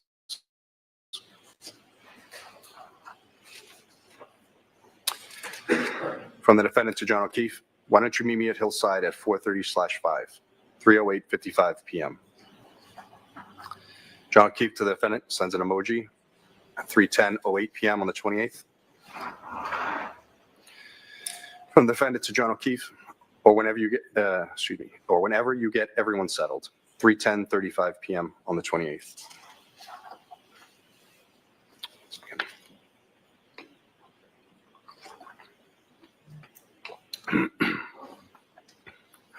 From John O'Keefe to the defendant, like I said, doctor now, and he has practice till 6. If you want to go start drinking, then go for it. 3:36:21 p.m. on the 28th. The defendant to John O'Keefe, I didn't know the times of his practice. 3:36:40 p.m. on the 28th. The defendant to John O'Keefe, I just want to give you space at the house without me there. So rather meet you out than meet at the house. 3:37:01 p.m. on the 28th. John O'Keefe to the defendant, yeah, well, now there's a 72-year-old taking up shop on my couch. 3:37:36 p.m. on the 28th. The defendant to John O'Keefe, yeah, that too. 3:37:46 p.m. 28th. From the defendant to John O'Keefe, This is you go up to motive. Collins, 3:38:23 p.m. on the 28th. John O'Keefe to the defendant, not tonight. 3:38:32 p.m. on the 28th. From the defendant to John O'Keefe, so do you plan on going out tonight? 3:39:01 p.m. on the 28th. From John O'Keefe to the defendant, Karen, I don't know. 3:39:17 p.m. on the 28th. He's lying to her. John He knows O'Keefe he's to the going out defendant, right You're away. like jonesing to drink, so go. 3:39:43 p.m. on the 28th. Jonesing to drink. From the defendant to John O'Keefe, okay, well, after how this morning went down, I don't think I need to be back over there with you. Get frustrated at how I am with the kids. Has nothing to do with drinking. 3:40 p.m. on the 28th. From the defendant to John O'Keefe, I am paranoid now that everything I do with them is problematic. So rather see you for a minute without it, kids around. 3:40:24 p.m. on the 28th. From John O'Keefe to the defendant, what's your plan at 4:47:16 p.m. on the 28th? From the defendant to John O'Keefe, don't have one. 4:50:09 p.m. on the 28th. From John O'Keefe to the defendant, so still home. 4:50:26 p.m. on the 28th. The defendant to John O'Keefe, yes. 4:45 p.m. on the 28th. From John O'Keefe to the defendant, we just got home, waiting to see what Papa decides here, or else I have to get Patrick at 6. 4:45 p.m. on the 28th. The defendant is John O'Keefe, okay. 5:55 p.m. on the 28th. John O'Keefe to the defendant, so are you staying home or coming here? 5:23 p.m. on the 28th. From the defendant to John O'Keefe, waiting to see what you end up doing. I don't want to hang out at the house too much, like I said. 5:40 p.m. on the 28th. From the defendant to John O'Keefe, I think it's clear me around the kids, I think it's clear me around with the kids around is slowly killing our relationship, and our relationship is much more important to me. 5:16 p.m. on the 28th. John O'Keefe to the defendant, well, there's a blizzard coming, so we'll be inside all weekend. 5:19 p.m. on the 28th. The defendant to John O'Keefe, it will be over by noon tomorrow. 5:44 p.m. on the 28th. John O'Keefe to the defendant, don't think so. 5:27 p.m. on the 28th. The defendant to John O'Keefe, I don't want to keep having this constant conflict of the dynamic of the four of us. The harder I try, the more it kills our relationship as a couple. It feels like utter shit to be in that position. Rather just meet you out for drinks when you figure out what your night looks like. 5:45 p.m. on the 28th. John O'Keefe to the defendant, well, I have no idea what's going on, so do what you want. 5:34 p.m. on the 28th. That's a lie. He knows everything he's going to John do. O'Keefe to the defendant, need to figure out what everyone is doing. Everyone here is doing. All I know now is Madeline is coming over. No clue about Patrick yet, or if Papa is planning on hanging it for a few more hours. 5:29 p.m. on the 28th. From the defendant to John O'Keefe, okay, well, when you know the story, and if you want me to come up, let me know. 5:36 p.m. on the 28th. John O'Keefe to the defendant, no, Karen, you decide what you want to do. 5:18 p.m. on the 28th. That does not even make any sense. John sense. O'Keefe, I know your heart isn't in this anymore. I felt it for a while, and especially lately. I'm willing to try more, but not if you approaching the point of indifference. If you want me to come up and you can head out for a while, then say so when you know what your father is doing. 5:23 p.m. on the 28th. John O'Keefe to the defendant, you come up and I head out, really? Emoji. 5:48. John O'Keefe to the defendant, I've told you already, I don't bounce back as quickly as you do after we have a battle. 5:52 p.m. on the 28th. From the defendant to John O'Keefe, no, head out together with an emoji. 5:49 p.m. on the 28th. From the defendant to John O'Keefe, or meet out. 5:54 on the 28th. John O'Keefe to the defendant, gonna send Patrick to Collins tonight. They're picking him up around 7. Mike may hang out too when he brings Matt over.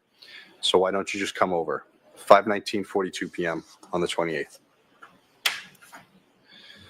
From the defendant to John O'Keefe, Mike doesn't want to go out for a bit. 5:20 p.m. on the 28th.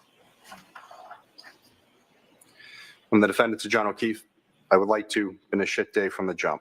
5:33 p.m. on the 28th. From John O'Keefe to the defendant, probably 5:39 p.m. on the 28th. From John O'Keefe to the defendant, I just got sober an hour ago. 5:56 p.m. on the 28th. From the defendant to John O'Keefe, I'll text you, hang with Mike for a few. I don't need to butt in. Text me if/when you think you may head out. 5:12 p.m. on the 28th. From the defendant to John O'Keefe, can you send me Tim Zoll's contact info, please? 5:38 p.m. on the 28th. John O'Keefe to the defendant, I paid the last bill. 5:08 p.m. on the 28th. From the defendant to John O'Keefe, you didn't have to do that, thanks. 5:27:43 p.m. on the 28th. From the defendant to John O'Keefe, are you really not going to accept my friend request? 5:32:33 p.m. on the 28th. From John O'Keefe to the defendant, an emoji on what FB?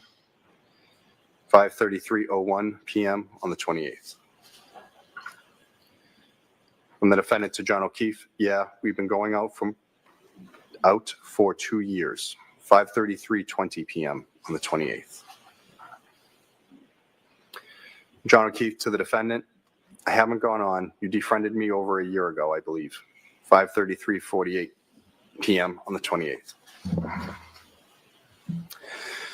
From the defendant to John O'Keefe, Carrie texted that they're headed out in a bit. 6:05:29 p.m. on the 28th. From John O'Keefe to the defendant, okay, 6:14:55 p.m. on the 28th. From the defendant to John O'Keefe, she's going to let me know where.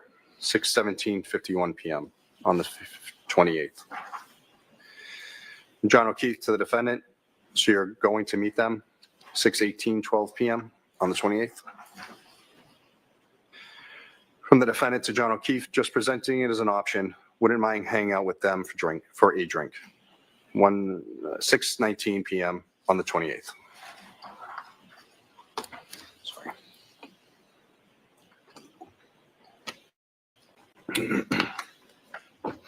From the defendant to John O'Keefe, is Mike over? 6:27:26 p.m. on the 28th.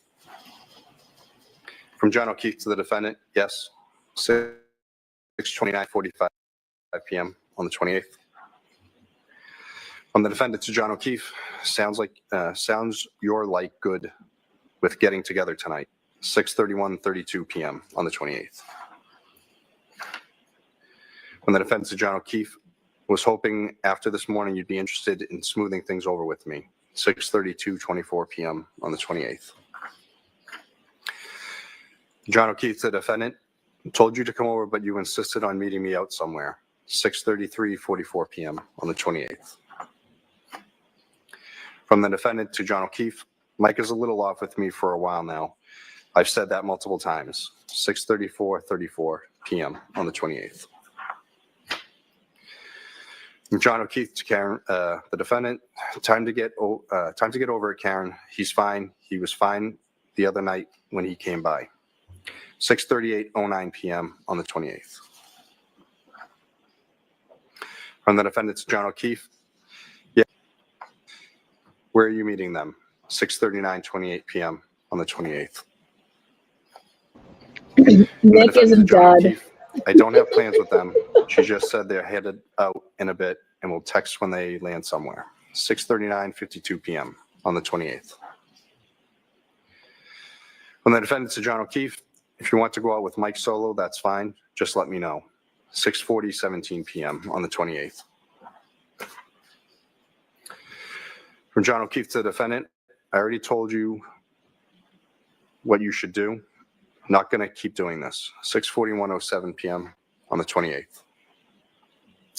From the defendant to John O'Keefe, I asked to let me know if you guys are going to head out. I haven't been out for drinks this week and had a shit week and a shit day. And I dread Kaylee or Pat is going to get chatty with me the second I walk in, and that is going to irritate you. 6:43:21 on the 28th. From John O'Keefe to the defendant, Pat is leaving, Kay is with Mad Cam. 6:44:02 p.m. on the 28th. John O'Keefe to the defendant, I'll text Chris then. 6:46:44 p.m. on the 28th. John O'Keefe to the defendant, we're headed out shortly. What's your plan, Karen? 7:06:13 p.m. on the 28th.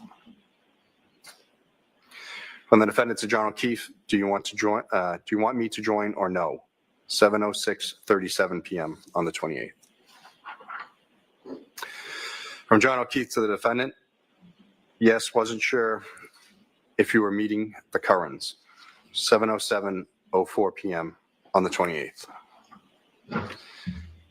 From the defendant to John O'Keefe, they are not out drinking yet. 7:07:40 p.m. on the 28th. From the defendant to John O'Keefe, where are you headed? 7:09:22 p.m. on the 28th. John O'Keefe to the defendant, trying to decide maybe McCarthy's. 7:14:48 p.m. on the 28th. From the defendant to John O'Keefe, okay, then let me know where you decide. I'm still down in Enfield. 7:21:50 p.m. on the 28th. John O'Keefe to the defendant, text me when you leave. Still waiting on McKinney's. 7:22:28 p.m. on the 28th. From the defendant to John O'Keefe, I'm having issues with my hot water, so had to text someone to take a look. 7:24:11 p.m. on the 28th. John O'Keefe to the defendant, an emoji, you trying to piss me off. 7:25:35 on the 28th. John O'Keefe to the defendant, hope your plumber buddy that you texted is hot. 7:26:24 p.m. on the 28th. From the defendant to John O'Keefe, nope, my shower only got lukewarm and now my sink won't run hot at all. The plumber I used is right down the road. 7:26:27 p.m. on the 28th. From the defendant to John O'Keefe, I turned that temp thing in the basement all the way up. 7:26:52 p.m. on the 28th. John O'Keefe to the defendant, check the hot water heater and see if it's leaking. 7:26:52 p.m. on the 28th. The defendant to John O'Keefe, it's not. 7:26:59 p.m. on the 28th. John O'Keefe to the defendant, don't do that. 7:27:01 p.m. on the 28th. John O'Keefe to the defendant, is the pilot lit? 7:27:08 p.m. on the 28th. From the defendant to John O'Keefe, I was trying to get my shower hot. 7:27:12 p.m. on the 28th. The defendant to John O'Keefe, yes. 7:27:14 p.m. on the 28th. From John O'Keefe to the defendant, don't turn it up. Don't turn it all the way up. 7:27:26 p.m. on the 28th. John O'Keefe to the defendant, it will burn out. 7:27:32 p.m. on the 28th. From the defendant to John O'Keefe, I had this issue twice before and it wasn't a disaster. I just can't remember what the cause was. 7:27:41 on the 28th. From John O'Keefe to the defendant, just turn it back to where it was and get over here. 7:28:08 p.m. on the 28th. From the defendant to John O'Keefe, I don't want to come home in a blizzard and then really be up shit creek. 7:28:53 p.m. on the 28th. John O'Keefe to the defendant, so you're going home tonight.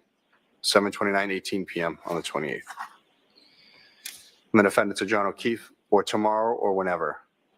I've had a chill all day since my new shower. 7:29:45 p.m. on the 28th. From John O'Keefe to the defendant, it's going to snow all day tomorrow, no driving. 7:30:05 p.m. on the 28th. From John O'Keefe to the defendant, we're headed to McCarthy's. 7:41:29 p.m. on the 28th. From the defendant to John O'Keefe, okay, let me know if you end up leaving. 7:41:57 p.m. on the 28th. From John O'Keefe to the defendant, why? Now you're not coming. 7:42:27 p.m. on the 28th. From the defendant to John O'Keefe, I'm waiting for the plumber. I actually think he's in the driveway. 7:42:56 p.m. on the 28th. From John O'Keefe to the defendant, we're taking Mike's car, so I'm relying on you for a ride home if he leaves. 7:43:10 p.m. on the 28th. From the defendant to John O'Keefe, he's not going home after. 7:43:27 p.m. on the 28th. John O'Keefe to the defendant, 8 o'clock on a Friday, emoji. 7:43:31 p.m. on the 28th. John O'Keefe to the defendant, he may have to get Michael. 7:43:46 p.m. on the 28th. John O'Keefe to the defendant, You have a plumber coming over at 8, knowing me and Papa could have handled it. Good luck. 7:44:36 p.m. on the 28th. From the defendant to John O'Keefe. I have always told you I will not put either of you out of your way the way everyone else in your life does. I knew it wasn't working right when you were at the doctor's with Kaylee, and I knew neither of you could get here. And this guy, Richie, fixed it last time, whatever it was. He was supposed to be here at 5, 7:48:01 p.m. on the 28th. From the defendant to John O'Keefe, if it's not a quick fix, I'll tell him to forget it. 7:48:20 p.m. on the 28th. John O'Keefe to the defendant, if you need a new water heater, don't let him do it. 7:55:04 p.m. on the 28th. I just want to make sure nothing is wrong / will go not home. 7:55:44 on the 28th. From the defendant, John O'Keefe, he's not a scammer. Half the quick stuff he doesn't even charge me for. 7:56:06 p.m. on the 28th. The defendant to John O'Keefe, he just put the toilet seats on crooked. 7:56:28 p.m. on the 28th. John O'Keefe to the defendant, status 8:09:02 p.m. on the 28th. The defendant to John O'Keefe, still here with an emoji, 8:09:18 p.m. on the 28th. From the defendant to John O'Keefe, said he's got to go to HD and probably be back mañana, 8:23:56 p.m. on the 28th. From John O'Keefe to the defendant, so 8:24:43 p.m. on the 28th. From the defendant to John O'Keefe, Kill me. 8:25:02 p.m. on the 28th. From the defendant to John O'Keefe, just trying to figure out if I need to be here, 8:25:51 p.m. on the 28th. From John O'Keefe to the defendant, what does it need, 8:26:01 p.m. on the 28th. From the defendant to John O'Keefe, I don't know. He showed me some pieces that was all rusted with an emoji. I don't understand half this stuff. 8:26:42 p.m. on the 28th. John O'Keefe to the defendant on the water heater, 8:26:59 p.m. Who on the the 28th. fuck does this shit? From the Never defendant to done John this in my O'Keefe, life. yes, 8:27:08 We p.m. got 16-year-olds on the 28th. texting each other. This is so From sick, John so O'Keefe to the stupid. defendant, tell him to leave it. I'll take care of it Sunday or Monday, 8:28:30 p.m. on the 28th. From the defendant to John O'Keefe, no, it's okay. I can either meet him here or just shut off the alarm, 8:28:52 p.m. on the 28th. From the defendant to John O'Keefe, he used to work here while I was at work, 8:29:02 p.m. on the 28th. From John O'Keefe to the defendant, does he realize it will be whiteout conditions tomorrow a.m., 8:29:32 p.m. on the 28th. From the defendant to John O'Keefe, yeah, but he lives right down the road, 8:29:47 p.m. on the 28th. From John O'Keefe to the defendant, Karen, the storm is going to be This is so intense. Can't drive. This is so embarrassing. 8:30:19 p.m. on the 28th. We can't drive, but let's Defendant to drink. John O'Keefe. Drink and drive. Okay, well, if he can't, he can't.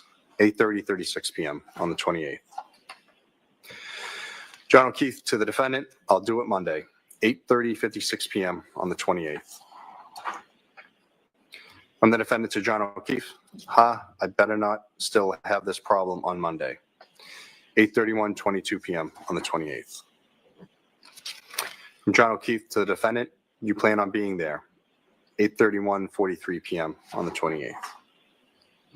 From the defendant to John O'Keefe, I'd to know I can take a hot shower there here if I need to, 8:32:14 p.m. on the 28th.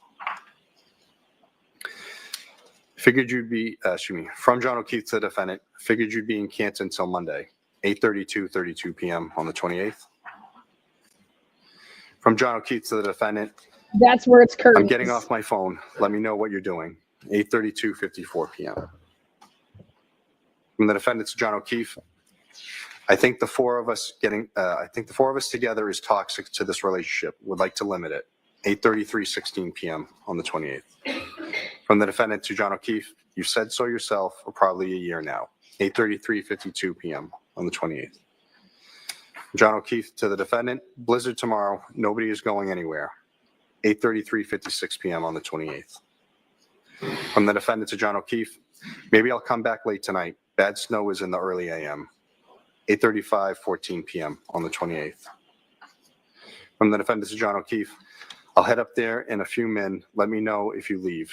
8:35:26 p.m. on the 28th. John O'Keefe to the defendant, an emoji, he says sure. 8:35:34 p.m. on the 28th. And that was the last of them.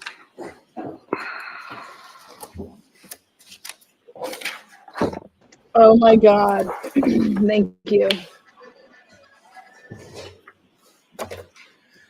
We're almost done, sir. And you can feel free to stand.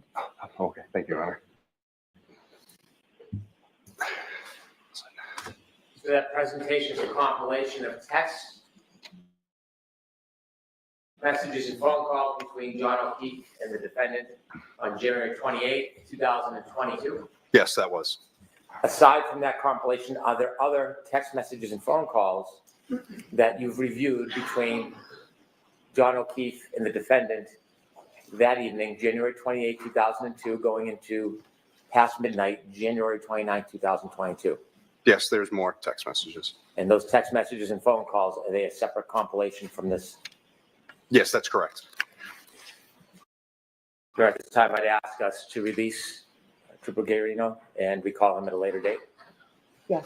All right. There's no objection, Mr. Alessi, correct? No objection, subject to revenge. Yes. All right.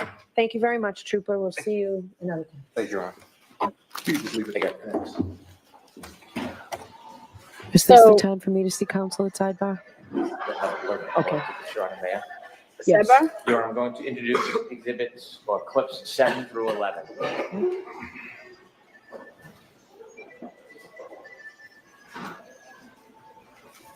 Okay. Thank you. With the court's permission, could I begin with clip 7? Okay, clip 7.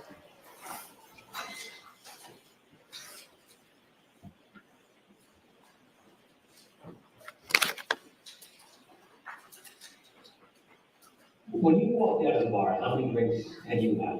I had probably about 4, and not 4 that I completed either. I didn't drink maybe more than a few sips at the waterfall. And 4 drinks you felt fine to drive? Yep. Clip 8, please. Okay.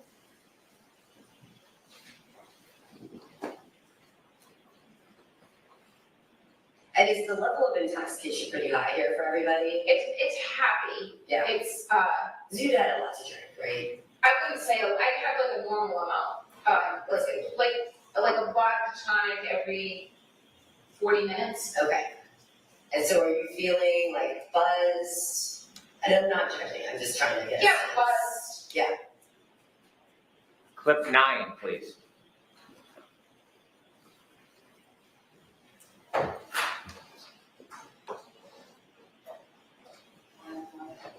The final count summers.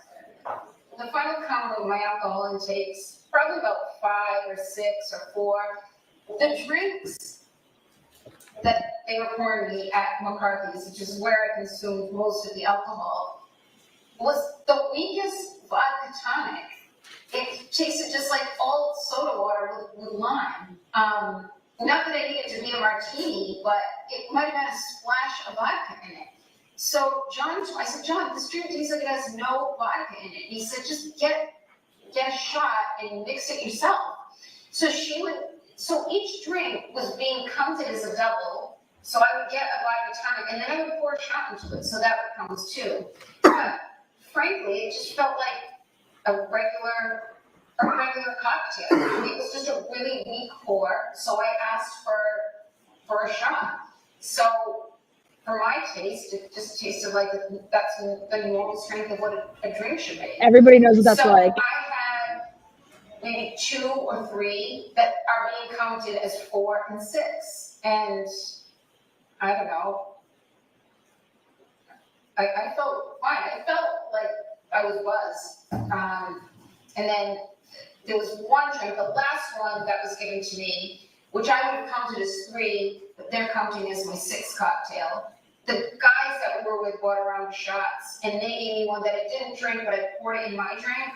So that's now my 5th and 6th drinks, with the 7th, which is a shot that all the men did, and I poured it. So that one glass that I'm holding, that I go into the waterfall with, has 3 drinks in it. A vodka tonic and 2 shots. And which is why John said to me, you're not leaving that drink here, like you haven't touched it and just poured a bunch of vitamins, like just take it with you, which was something he always did.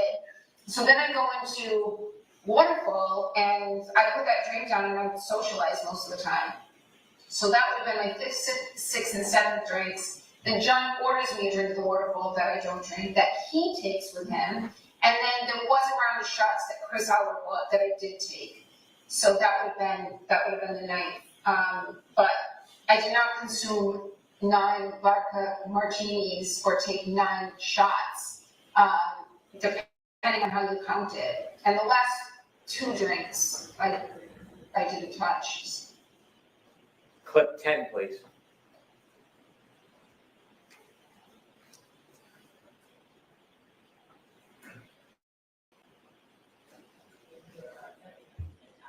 And I'm not as clear as I would be if I hadn't been drinking.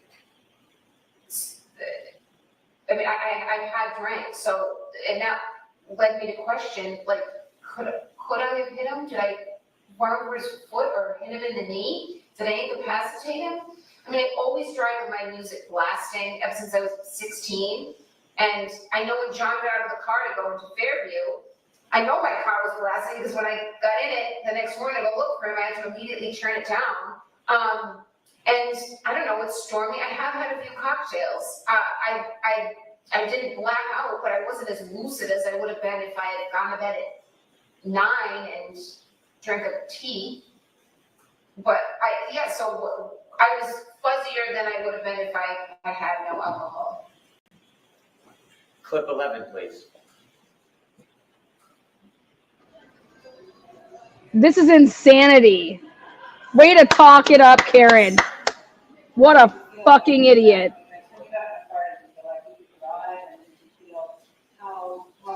I wouldn't have gotten on the expressway. I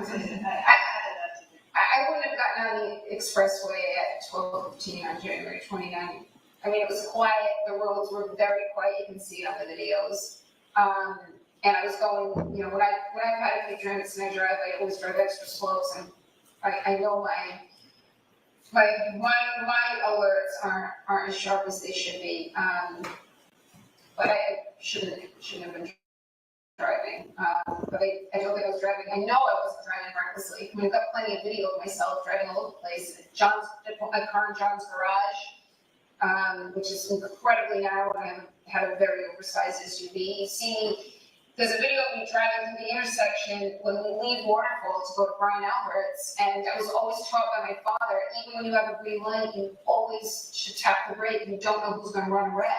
And I see me doing that multiple times between 12 and 1 and 5 and 6 a.m. So I know I was driving safely, not as safely or as alert as I would be if I had no alcohol. But I was not driving recklessly by any measure. Thank you. Yorma, may we approach? Yes.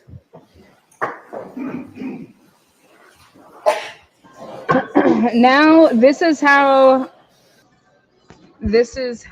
important ARCA is. You are relying now on ARCA to show that John O'Keefe did not get hit by a car. Okay? So,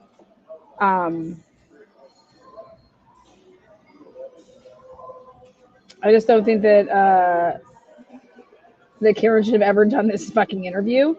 I wish that Karen would come out and say that I had to make money for my fucking team of lawyers and these motherfuckers paid me. Okay? Because I don't know Like, I just think this is horrible. It's stupidity. This is stupid. So stupid. To talk to these fucking idiots. You weren't even allowed to talk to Turtle Boy. There was some confusion with council regarding witnesses. So those are the witnesses for today, so we're done for today.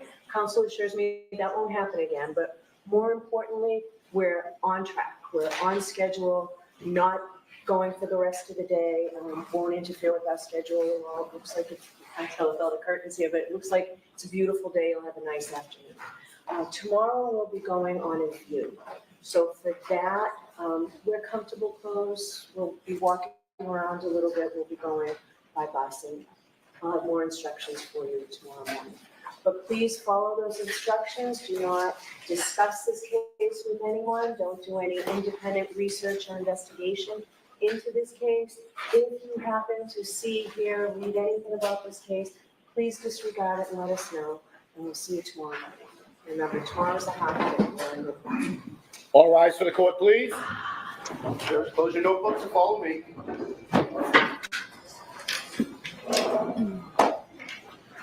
Hank Brennan did it on purpose. This is bullshit. Hank Brennan did it on purpose. How could you time it? How could you sit here and say that you messed it up? You have a whole fucking day scheduled and it got messed up. No, Hank wanted to leave the jury with those last words. That is fucking disgusting. I have nothing to say. That is absolutely crazy that you could fuck it up this bad after playing those clips. And if AJ and them don't fucking realize that and how this motherfucker is playing, that is fucking wrong. Wrong. Fuck this. Whether experts should be permitted to either be present or watch the proceeding. And I also want to know, are you expecting to put on any expert testimony tomorrow? Dr. Fowler will testify tomorrow.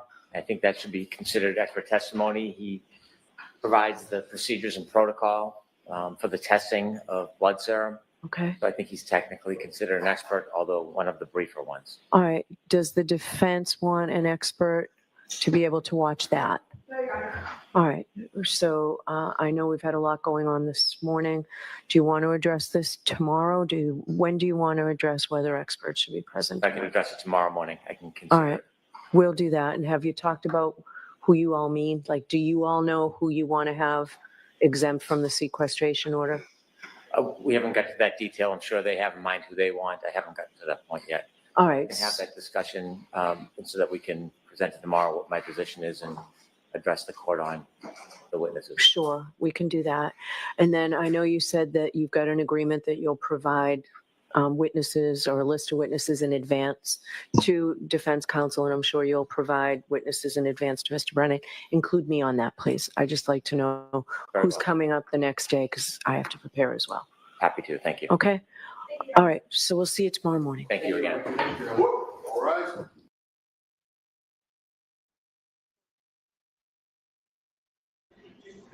And I believe this. If she is found guilty, it'll come back and they'll have another retrial because this shit should not even be admissible.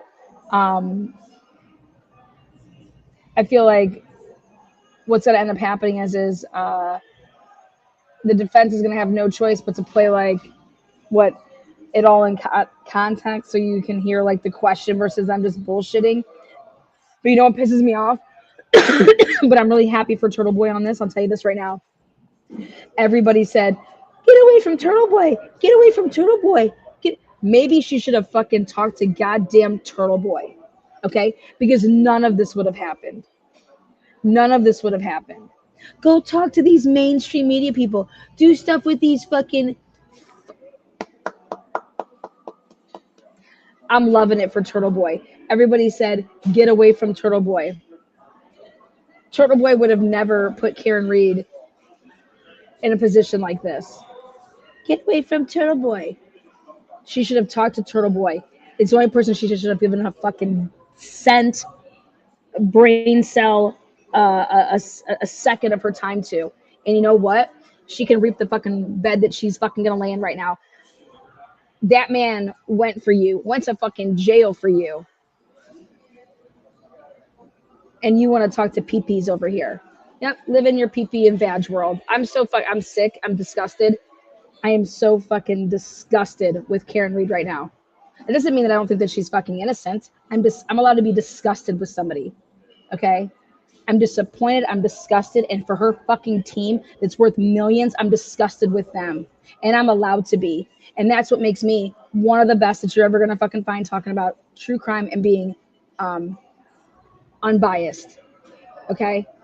She is motherfucking innocent. But why the fuck you would ever talk to these fucking morons? Mainstream media is nothing but a bunch of puppets. And why you would go, unless you come out and you fucking say that you needed this money and they motherfucking paid your ass. Ridiculous, disgusting, pompous bullshit. You look like you are better than people by you doing this. Fuck you, fuck that, fucking bullshit. I'm so pissed right now. If I continue to keep this thread on, it's fucking disgusting. But you know what? Cheers to Turtle Boy, because this makes him look so fucking good. Okay? This is in my way, like, it's like, everybody get away from Turtle Boy. Turtle Boy's killing you. No, man, Turtle Boy saved your motherfucking life. Okay? People were supporting Karen Reed because of Turtle Boy. And if they don't, Hank Brennan is not calling these people to the stand who you guys think that he's calling to the stand. He is not going to call, why would he call? He doesn't need to call Brian Higgins to the stand, Brian Albert, Colin Albert, Matt McCabe. He doesn't need to call any of these people. And he's not going to. Pay attention, guys. The way that this trial is going, they better regroup now.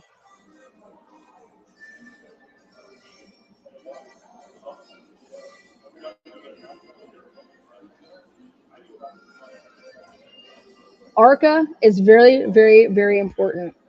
ARCA and everybody else that they need, these experts, okay, are going to need to show that Karen Reed did not hit John O'Keefe with her vehicle, aka a vehicle was not what caused John O'Keefe's damages.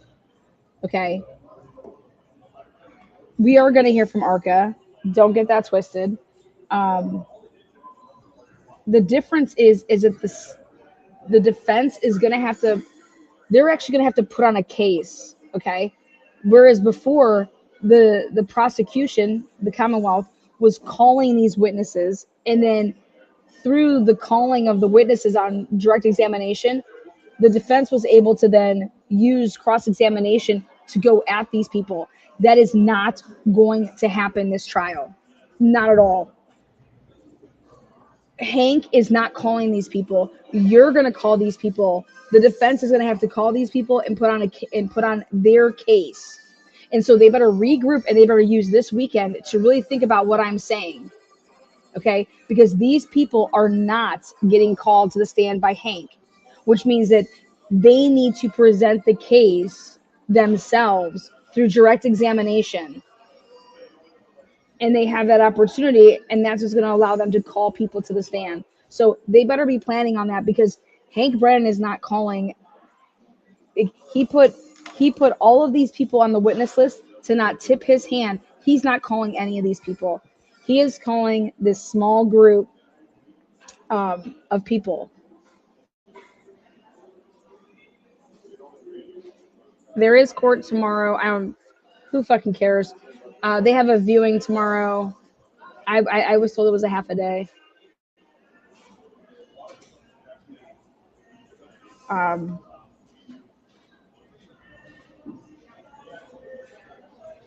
The defense is going to call the witnesses that Hank Brennan won't call, but you need to be ready to put on your case, or before you're going to be cross-examining them. Okay, so you have to be ready to present the whole case as if the way Lally kind of did it. It's just you're going to be presenting your case differently, because you are the one that's presenting all of the, okay, you went here and then you did this and then you did this, you know. And I'm not saying the defense is not prepared for it. I'm saying the viewership needs to be prepared for it. And I'm just disgusted. I'm disgusted with Karen feeling the need that she had to go talk to these scum-sucking maggots of mainstream media, that she would fucking ever do that. And I don't see Alan Jackson sitting next to her. I don't see anybody sitting next to her when she's talking. And I got nothing more to say. It's fucking sick. It's stupid.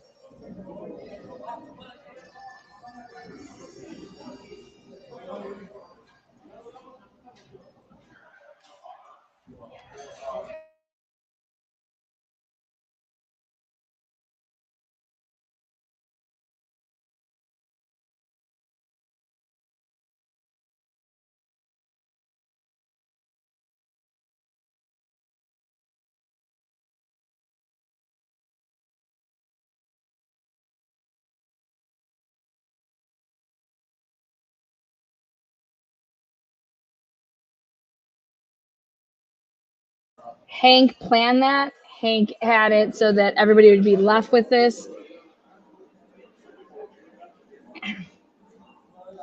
Today, it went to the prosecution, in my opinion. So take it for what it's worth.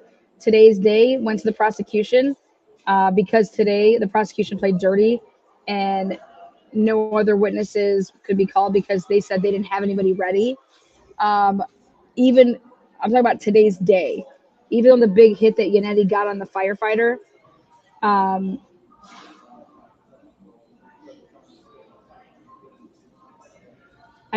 just think when you want to talk about playing chess, today they won. And if you don't believe it, then then you have blinders on.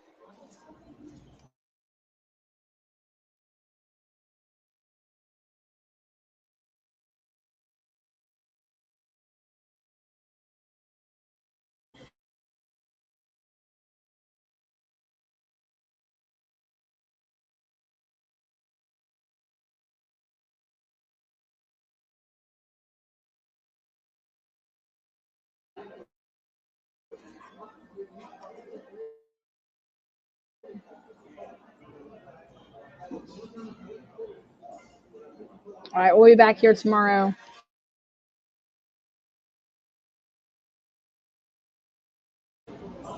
Did we not get a bingo? No bingo today?